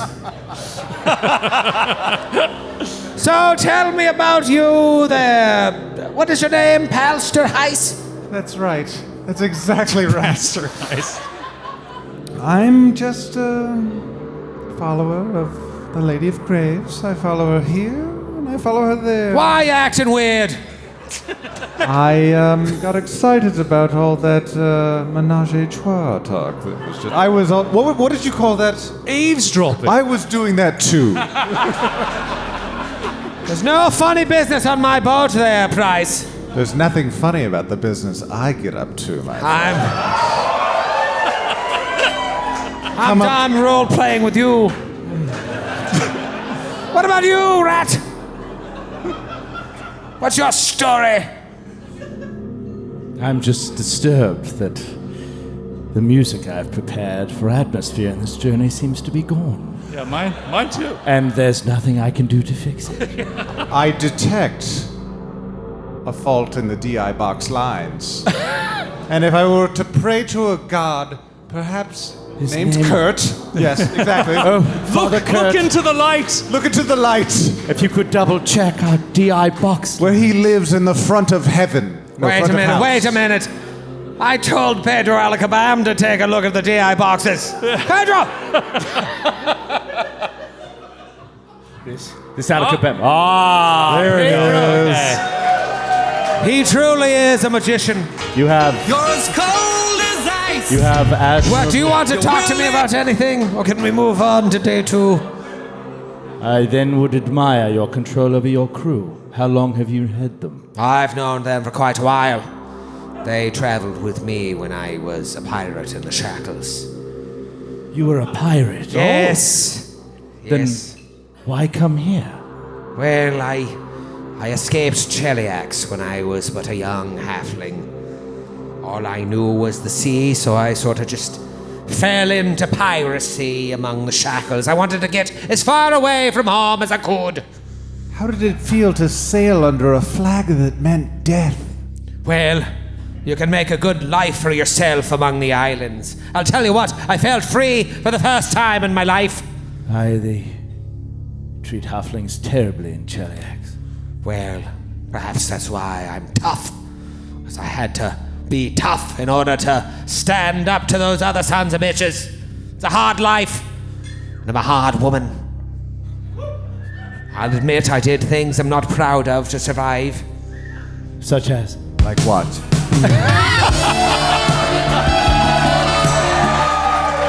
Praise Kurt. Thank you. Praise Kurt. Praise Kurt. Kurt. And all his good works. Let's just say the life of a pirate is not one that's for everyone. But was it the life for you? I'm talking to the rat.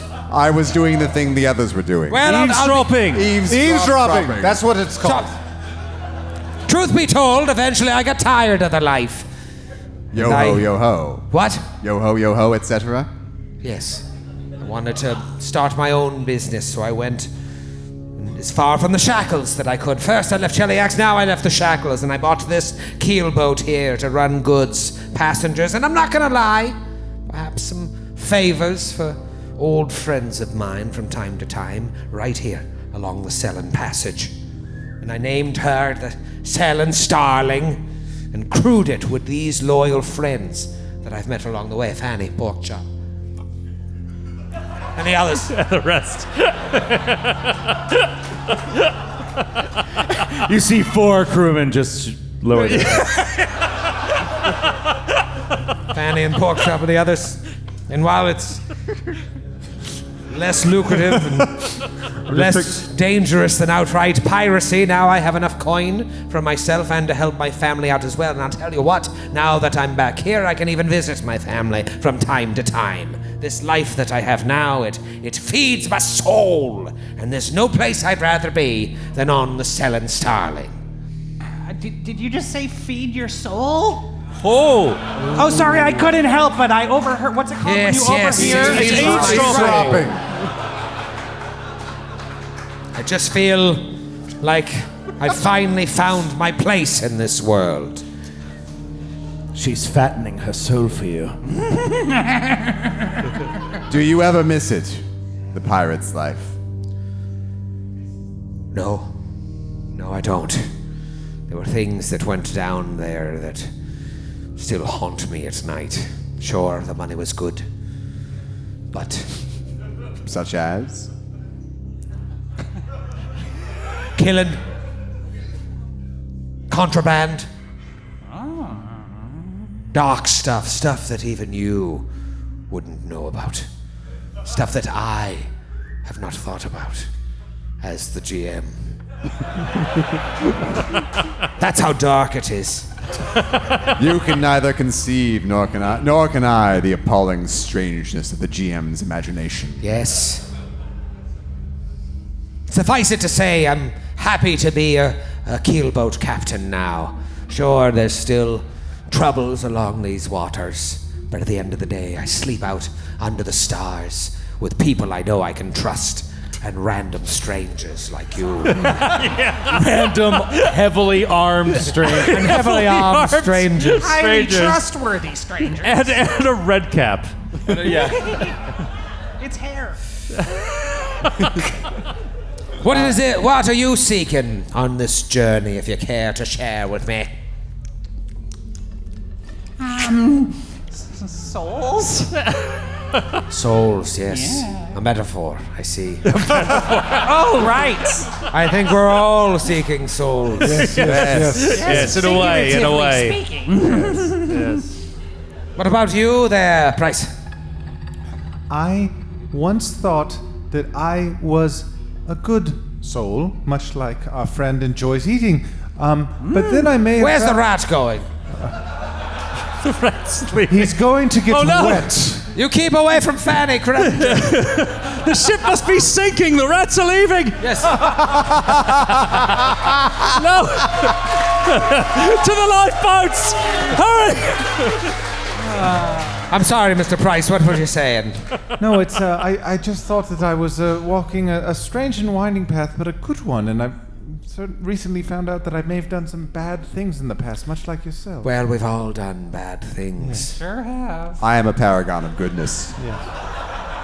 The point is, there's always time to turn your life around. If you follow a new path, your past, yes, it will always be there to haunt you. But it's what you do today and it's what you do tomorrow that counts. I understand why Fingers, Fanny, Dinky, Pedro, Porkchop, and Spinny all follow you. Because you're one hell of a captain. What about you, Rat? What's yours? Human man, what are you seeking here on this river? I seek. Well, Werner and I seek deeper knowledge. Deeper knowledge. You see, we've experienced certain things over the past several days that even you, in all your piracy, might not have experienced. You don't say. Dark dreams indeed. Oh, yes, well, the sea is... or the liver, whatever the fuck this is as good a place as any to let the nightmares go away. I don't know, I'm sorry. I was drinking. Suffice to say, I will not share these visions with you for fear that you might never sleep again. Well, I appreciate that, Mr. Casimir. Isn't it strange that we're traveling to a town that shares your last name? Yes, I had thought about addressing that at some point. But to be honest, I thought I'd heard it wrong. Yes, no, it's Casimir. Maybe we can dig into it deeper in DC or Columbus. Anywho, we should go to sleep. I'd like to spend several hours discussing scholarly things with the scholars. Yes, I will attend as well. I like to do that too. I'd like to get them rip-roaring drunk and see what secrets they spill. And I'd like to get a little bit drunk too with my friends. That's a nice thing about this. Though we're heading deeper into darkness, into dangers untold, at least we're doing it with chums. Eh, mates? Aye? Yay! I could Pretty use excited about that aspect of it. I could use Including my best friend in the world right here. Yeah, I just hope I don't chunder. Am I saying that Oh, right? that's brilliant, Okay, mate. thank you. Ah, you're learning. Chunder. Chunder from down under. You have a bunch of books and tomes and journals that you took from Lyle's estate. So you're probably, especially you, Aldo, and Atticus, are spending a lot of time digging into these. And so maybe these scholars, depending on how much you want to tell them, may be able to help you, because all of these books are just filled with notes, and you can tell that whatever research he was doing, it became more manic, more erratic, and more difficult to decipher the deeper he got. And we get a sense that these scholars are traveling simply because it's two large cities. The collection of commerce leads to a collection of like higher education, and they move and travel about them. Yeah, you get the sense that they are teachers in somewhere near Casimir, and they were just taking a sabbatical to Ustalav. Are they married? No, but they. Are they together? Well, no. You know, there's some weird tension there that you notice. Like maybe it should be kind of a will they or won't they the whole journey. Oh, that'll cover the whole season. That'll be like it'll be fun. Is there a past there sometime? You feel like there might be a Ross and Rachel kind of vibe. Yeah, it's a Ross and Rachel vibe. Okay. Or is it more Jim and Pam? What's that? Or is it more Jim and Pam? It's more Ross and Rachel. Yeah. Right. Nobody told me life was picture. going to be this way. So, you talk to them, you hang out.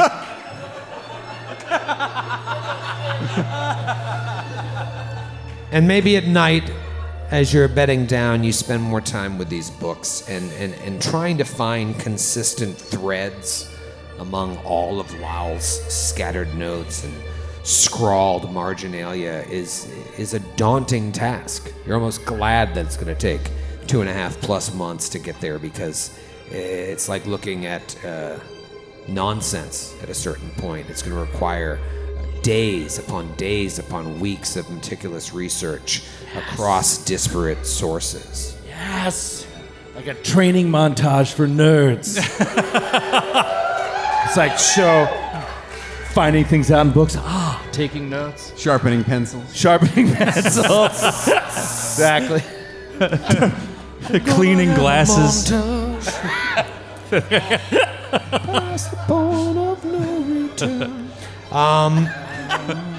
You guys finally go to sleep. And you wake up the next day. It passes uneventfully. You're getting to know everyone a little bit better. You're becoming friendly. And around day 3, you're probably about 30 miles into the journey, or you will be before the end of the day, because it goes about 10 miles a day. Yeah. And about halfway through the day, a chill fog rolls in. You notice that the crew, all 6 of them, you know them, they start to seem a little uneasy by this, but Skywin is cool. She maintains her cool, and she's barking orders. Let's bring her in, hog the coast of the bay around these parts. And you can see that she's really trying to avoid being on the left side of the river. What is on the left side of the river, Captain? Well, Julie. Sir Julie. Julie. Sir Julie. No titles on this There are boat. no titles on this ship. Sorry, eavesdropping again. So, Jules, if you look over there, that village there on the shore, it's called Ilmarsh. Only one person has ever called me Jules. We'll make it 2.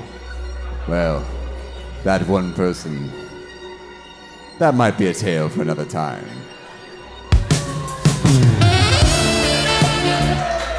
Are you the one that's been teasing poor Porkchop? With your feminine wiles. Listen, Maybe. that fucking village over there. This is the stupidest session we've ever had. Like, Yes. this is so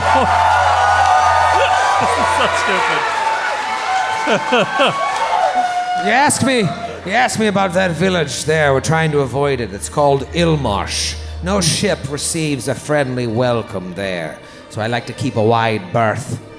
There's nothing but evil in that forsaken town. Pretty ironic name, then. What did you say there? Well, I wondered if it was named Ilmarsh before it was evil. You know, I never thought of that. Seems like a strange name. It's like calling a place Darktown. Or Portland? Portland. Are you saying there might be evil in Ilmarsh? Yes. Yes, I am. Pull over. No! No, Sir Julie, no! Jules! Abso-fucking-lutely. Jules, no. We don't. You don't fuck around with Ilmarsh. I fuck around with quite a few things. Then. Well, then you can. Where is that music coming from? You can jump off ship and swim there, you weirdo. That music follows Sir Julie wherever she goes. It does.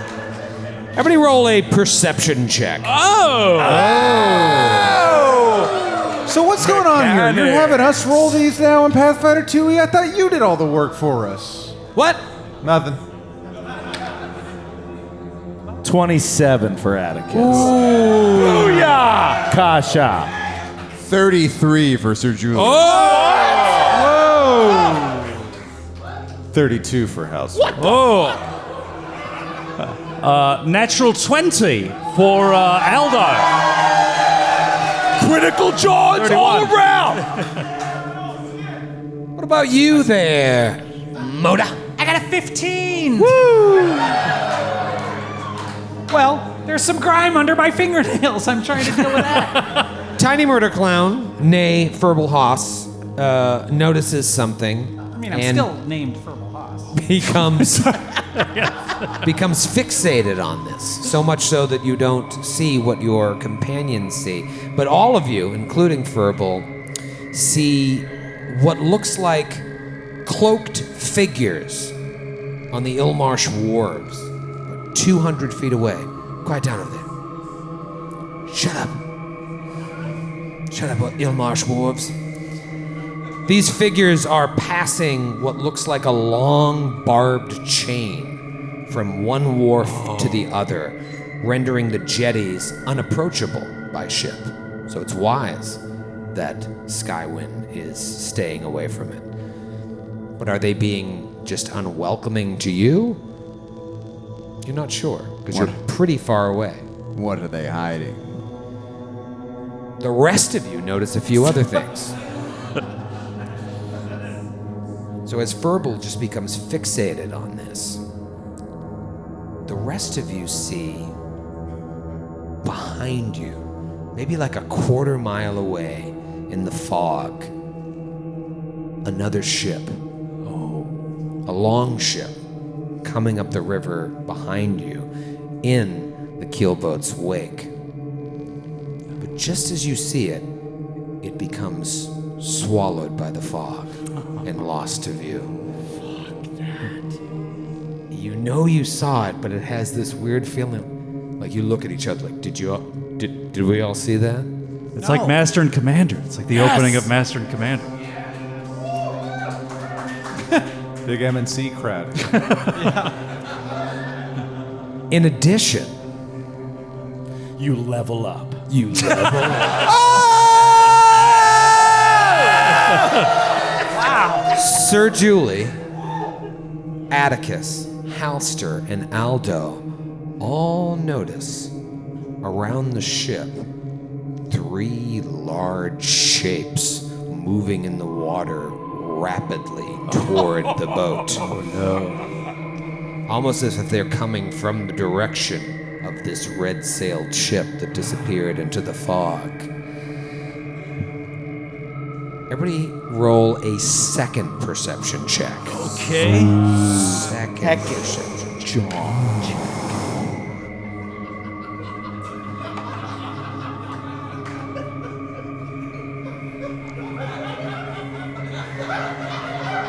What did you get, Skid? 28 for Eldo. 28. 27 for Halster.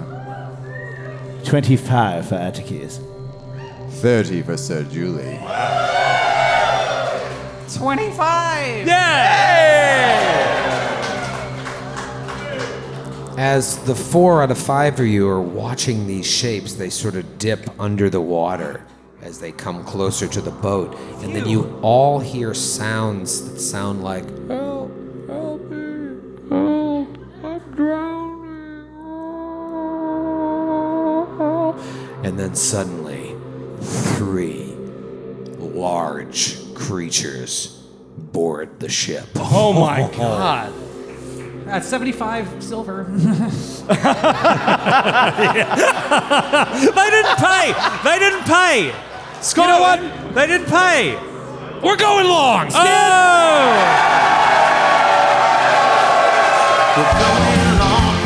Going long. So good your Lord, just we're going long. We're going long. We're going long. So good your Lord, just we're going long. Roll for initiative. Come on.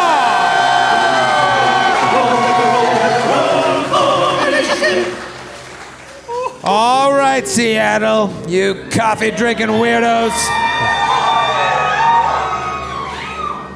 Let's take it to the map. Okay. Oh, shit. I'm not ready. I'm not ready. Oh man, do you remember being on a boat map? Oh, baby. Look at this weird boat. Oh, tiny ass boat. This is the tiniest boat of all time. We're going to be on this thing for 2 months? There's yeah, you're gonna be there for a long time. How can we avoid eavesdropping? There's Rebin and Gossa, and then there's all the crew, and then there's you guys, and 3 of these things jump on board. Oh, wow.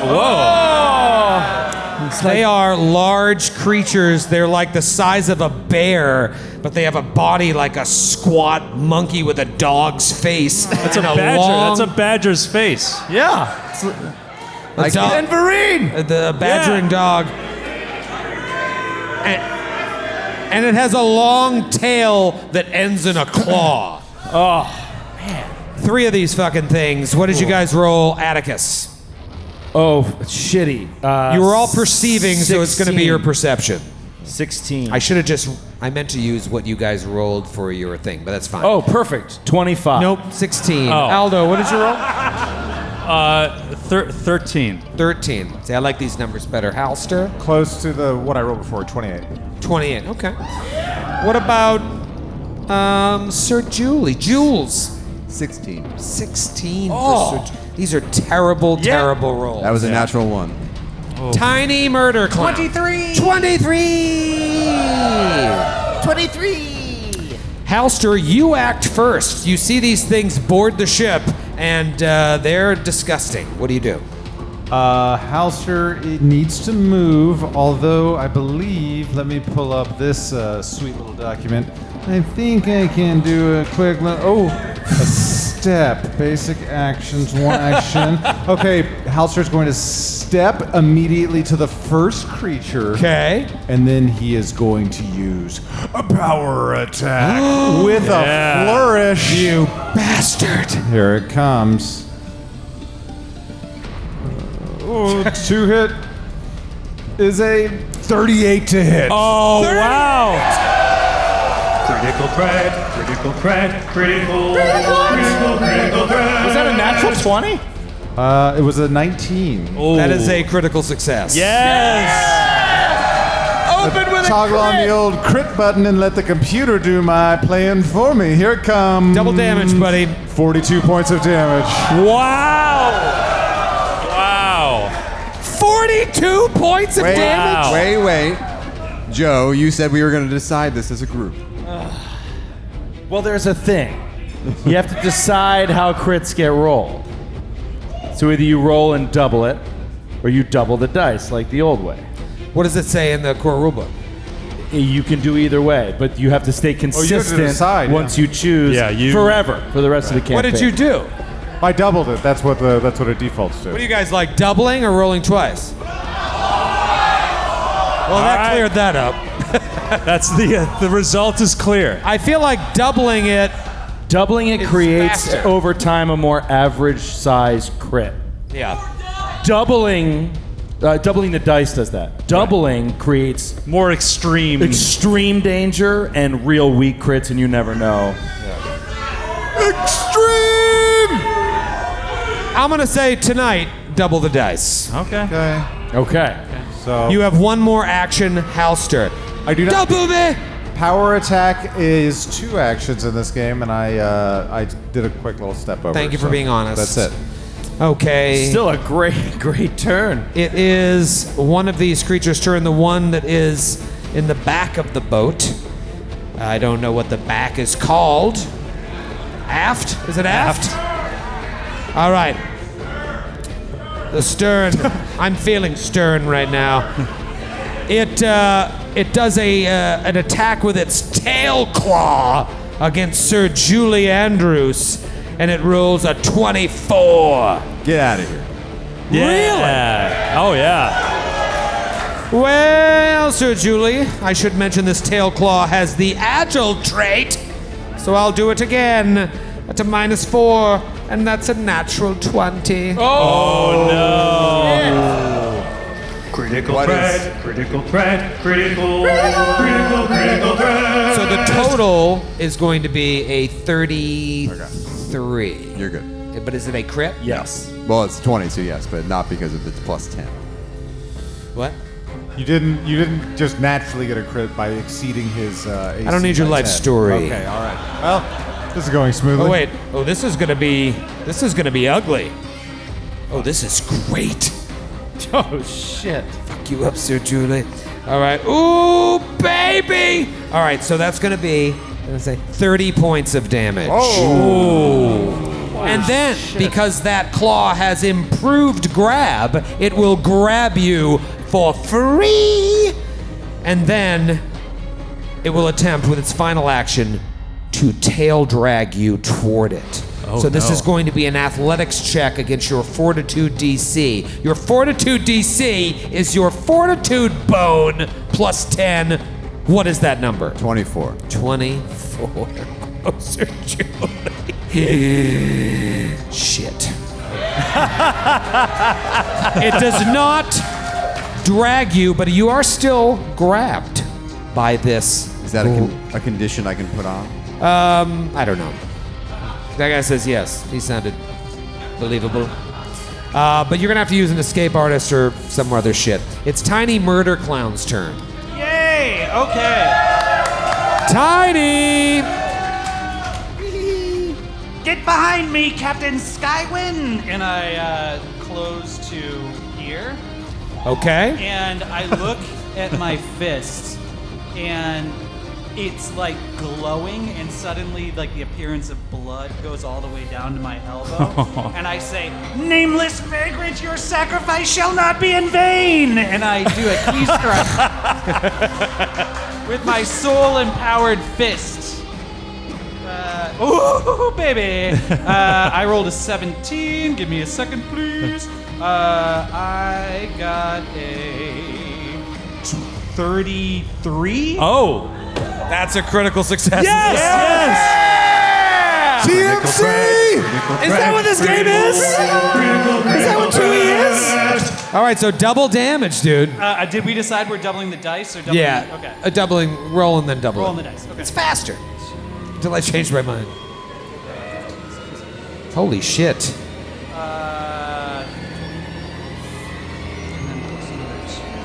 33 points of damage. Ooh, yeah. Yikes. And just a look of ecstasy comes over his face. He's like, Was that attack 2 actions?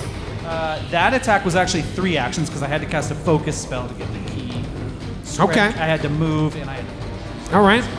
It is the other 2 creatures' turn, and they're mad now. So the one that is 10 feet away from Atticus will attempt to do to Atticus exactly what it did to Sir Julie.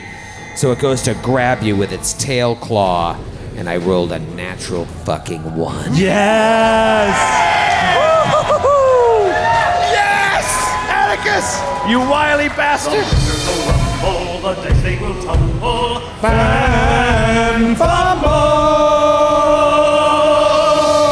Second attack. Jeepers, 20. Miss. Yes. All right, then it will just close on you with its final action. And then the one that's surrounded by Halster and Tiny Murder Clown is just gonna go house on both of you. First, a jaw attack on Halster. That is gonna be a 33, dude. All right, that hits, but as a reaction, I'm going to use reactive shield to raise my shield at this point. Nice. There you go. Give me a little +2 bone? +2 bone, and will that negate the chance of a crit? No, that still hits. It's but okay. It triggers but it's not a crit. Yep. Okay.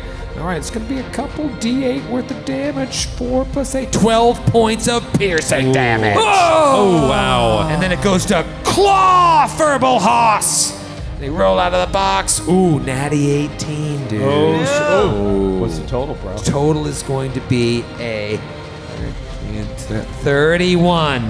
That is a hit, but not a crit. Okay. No, ow! Oh! That's going to be 14 points of damage, and then one more attack on Halster will probably miss. Natty 17. That is going to be a 25 to hit. Not a crit, but it is a hit. It is a hit. Okay, so then Halster, you take, oh my God, 18 points of damage. So that thing really ripped them apart. But now you guys have a chance to act because they will be no longer going this round. Atticus Grimm, what do you do? Atticus Grimm doesn't. I'm trying to make $10, motherfucker. Come on. He's going to. I don't know how it works. I don't know what this creature's got cooking. Wait a minute. Recalling knowledge is an action now. Well, you get 3. Recall some knowledge? I think I might recall some John, dude. Yeah? Yeah. Could I do a recall knowledge, please? Sure. What is your, what knowledge you're trying to recall? Nature. Nature? Mayhaps. Okay. I don't know if that's right, but let's try it. What's your bonus? Why are you rolling dice? Oh, it's secret. Yeah. You slimy bastard. It's +11. And mainly I'm looking to know if these creatures have an attack of opportunity. You don't know. I don't know. That's one action. One action. 2 actions. Cast a spell. Does it provoke an attack of opportunity? It does not. Okay. Awesome.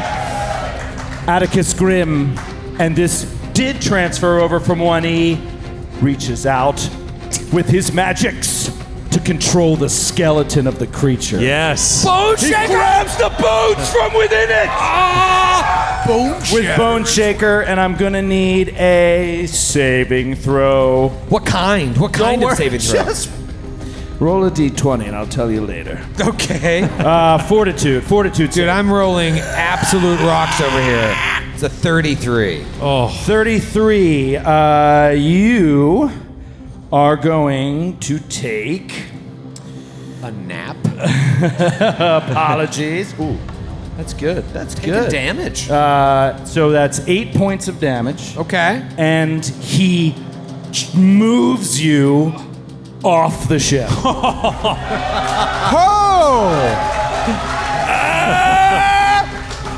Splash! Now, Here you we do go. what you want here, but it is 5 feet. So he moves you 5 feet up, kind of off the ship. So you could either, Yeah, you I will can- say because it was standing halfway on, halfway off as it is, it falls into the water. Yes. Oh, wait. That's wrong. That is wrong. Why? He's right in front of me. Fuck. Fucked it up. What do you mean he's right in front of you? That is the 3-action version of the spell. And Oh, I recalled no. knowledge first, Good thing you did that knowledge. which was really dumb. Embarrass But he yourself. still takes the damage, he just doesn't move off. You've embarrassed yourself in front of 3,000 I'm people. learning the siesta. You're being booed. You will I match your should be booed. $10. I should be booed. All right, so you're done with your turn, though. Yes, I'm done. Sir Julie, you better step it up. Can I hit the creature? Could hit me. Can I hit the creature from this position? No, it has reach. You are a human woman. I'm 5 feet. I'm 5 feet away from it. Oh. There's a wall there. So it can reach around a wall now. That's how it works in 2E. Well, it has a fun claw at the end of its tail. Let me ask you yeah. this: do you have a claw at the end of your tail? Oh, I'm sorry. I didn't know about the fun claw feat. You can attack it, but I'm going to give it a bonus. I'm going to give it a flat bonus. I'll take a step then. Now we're Cheater. talking. Okay. Great. Oh no, I can't take a step. I'm immobilized Why are you immobilized? because I'm grabbed. Ah, sucks to be you. Well, just swing away or try It's to fun do that you can grab me around the corner, though. It has a clawed tail. I have a great sword. Not that great. Not that great. Why don't you try an escape artist to get out of this thing, and then you could do the rest of your actions. Pass. Can I do a strength check? Athletics to escape artist. Athletics? Yeah, I believe. I don't fucking know. Who knows? Who the fuck knows? Try it. I'm going to take a swing with the greatsword first. Okay. That is going to be a 24 to hit. Yeah, we'll say that's a hit. Yeah, there you go. Okay. That will be 21 points of damage. Okay. Nice. Not bad. Nice. Not bad for a grabbed character. Second attack. Okay. That's going to be a 31 to hit. Yes. That will also hit. Okay. That'll be 20 points of damage. Don't care for that. Final attack, guaranteed miss. Should I go for a final attack or should I try to...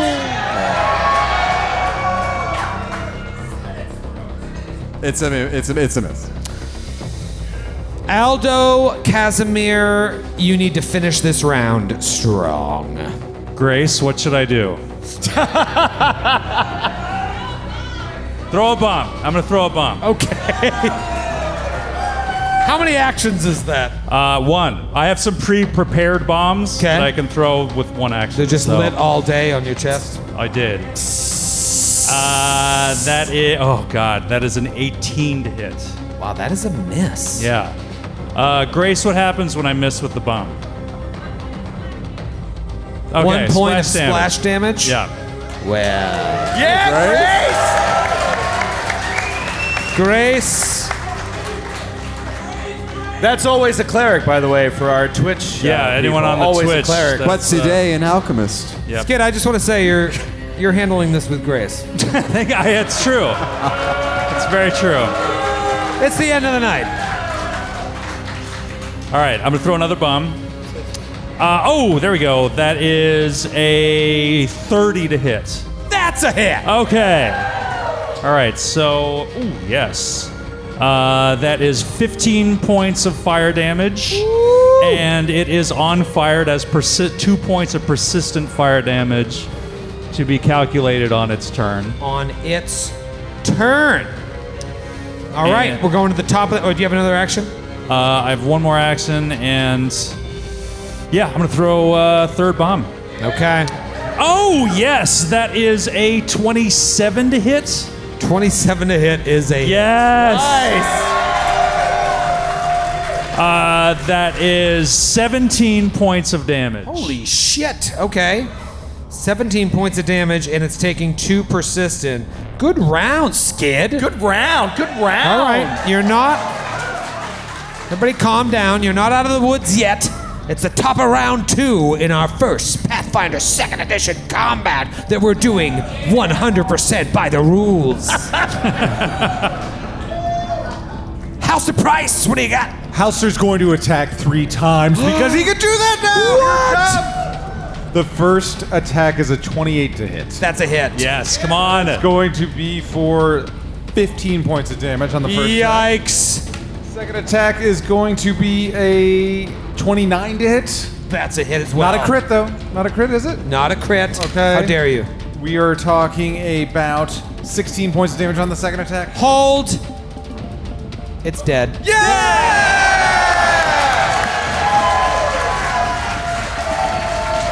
I just wanted to talk. You have one more action. There are 2 more of these creatures. Hauser will move into flanking position with Atticus. Oh, Yes. flank bone. Actually, I don't know if there's a flank bone in Second Edition. All right, it is creature number 1's turn, and he takes 2 points of fire damage. Persistent fire damage. Yeah. And then he takes his claw and he releases Sir Julie. Oh. And let me just see here. Am I 10 feet away from Scooby-Doo here? Yeah, Aldo. I am going to try to grab you because I'm mad because you threw bombs at me. It's just rude. Here we go. First action, tail claw. 29 to hit. That is a hit. That triggers a reaction from Sir Julian. Yes! What? That triggers my. Yes. So first of all, Skid, you get DR9 to whatever damage is coming from this creature. Awesome. That would have been 10 points of damage. So you only take 1 point of Yes, damage. awesome. And the creature is within range, so I get a strike. Ooh. You're just making up rules over there, Capodicasa. That's my paladin ability, Retributive Strike. I'm gonna tell your daughter you're a liar. Also possibly Retributive Strike. Yeah. Retributive. Okay, that is a 32 to hit. Oh, that's a hit. Ooh. Oh God. 26 points Yes! of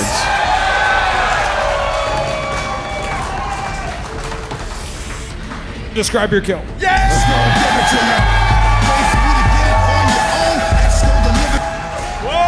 So Sir Julie sees this creature to just attack with its tail thing.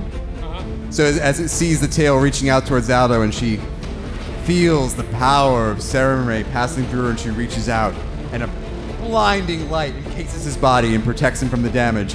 And then fired up about it, she's like, "The power, the goddess is with me," and then takes a massive downward swing and just lops off his head. Yes! I am no man.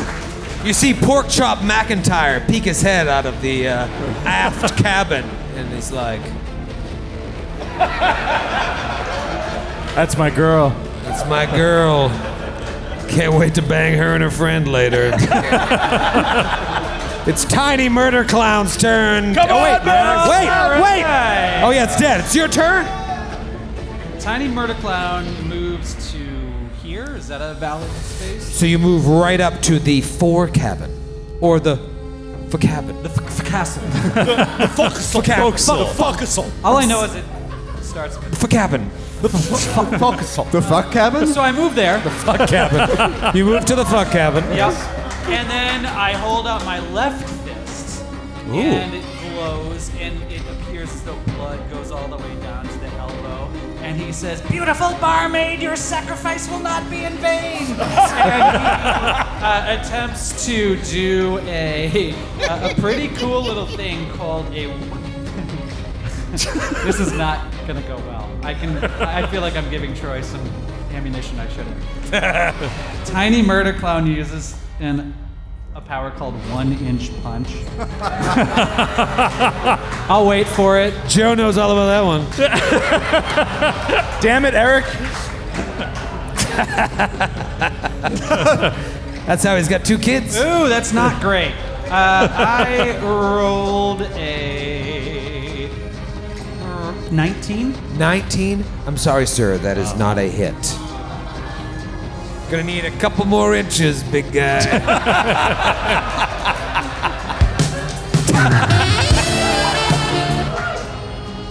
Sorry. I take my arm, which is all like stiff and powerful, and it just sort of goes down. And I'm done.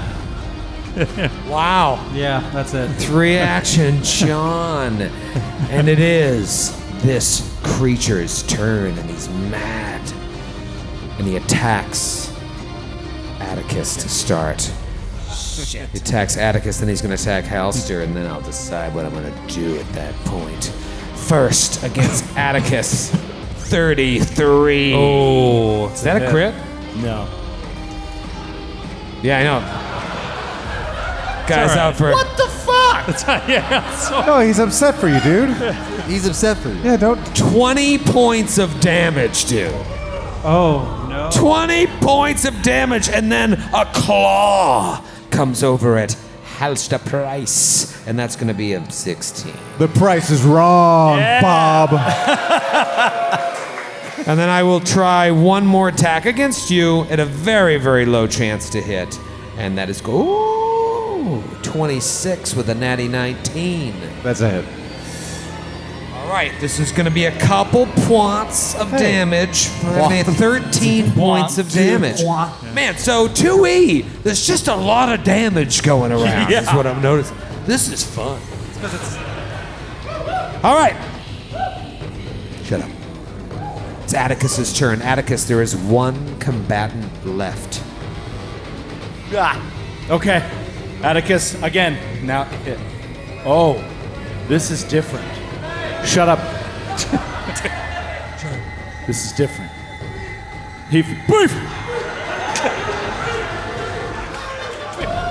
He feels something different from his time encased in amber. He feels. He feels something he never knew before surge through him as he casts a spell he's never cast before. What's it called?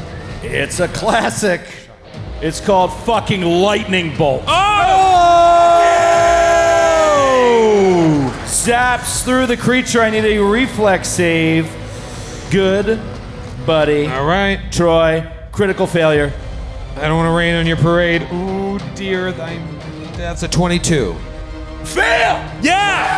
Yes! All right. Fail! Phenoms. How much damage? Phenoms. Oh my god! Sorry, I need a minute. 35 points of electricity damage. Yes! And then I will cast Shield. And just whong, and this like shield of force comes up in front of Adam. Okay. That one had barely been hit, but 35 points of damage puts it on the ropes. Hell of a roll. I wonder if Sir Julie Andrews has anything to say to this creature. I actually do have something to say.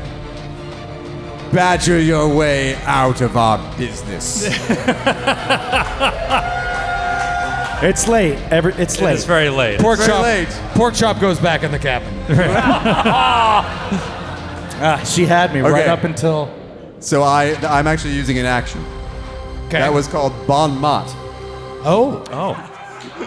I launch an insightful quip, it's late, forgive me, at a foe, distracting them. Choose a foe within 30 feet and roll a diplomacy check against the target's will DC. So dumb. All right, DC 23. Okay. Fail. Almost had it. That Mo was not bone. All right, I would like to... Was that one action or two? That was one. So for my next action, I would like to get up on the gun whale? Is that what it's called? Sure. Gunnel. The gunnel. Gunnel. Getting up on the gunner. Get up on the gun. You're gonna get up on that gun, and then what are you gonna do? What are you gonna do now? You up on that gun? Jimbo Fisher? So this 75-year-old knight in full plate climbs up onto the gunnel Fantasy gaming. and takes a swing. Takes with a swing. with a two-handed greatsword. Oh my god. If you fumble, I'm gonna make you fall in I know you will. and sink. Strike true. Okay, that's 29 to hit. Yes. That is 25 points of damage.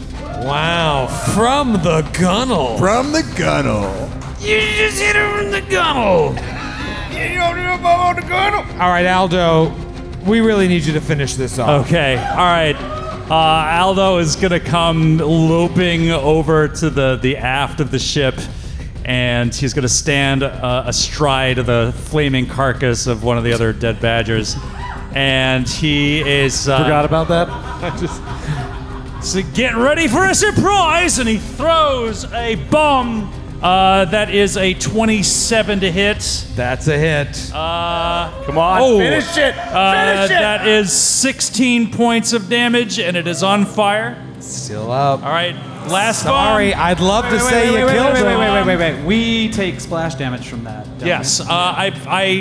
I aim it so that square? Holster takes 2 points of spies. I'm sorry, sir. It's Best you. friend. Our friendship is strong enough to. I know. weather this See, I burden. knew that we could still stay friends because of the strength of our bond, even though I've hurt you. All right, so he's going to throw his final bomb. Oh, that is a 30. That is a 34 to hit. That is a critical success.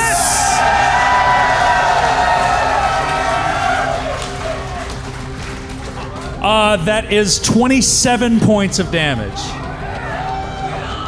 Throw the bomb. And in slow motion, it flies through the air. You see Fanny, and Pork Chop, and the others watching with bated breath. Skywyn just trying to take her attention away from the wheel to see and make sure that you're all taking care of business. The scholars even peeking their heads out of the thing. The foxhole. The foxhole. And the bomb hits. Boom! And the bomb kills the badger. And the destructive force is so great that it sends it careening over the gunnel into the water, Sinking the boat. and it falls. And you hear a loud splash, but not unlike Gandalf's fall against the Balrog. Seconds later, its clawed tail comes up and grabs Furball Haas. No! And pulls him in!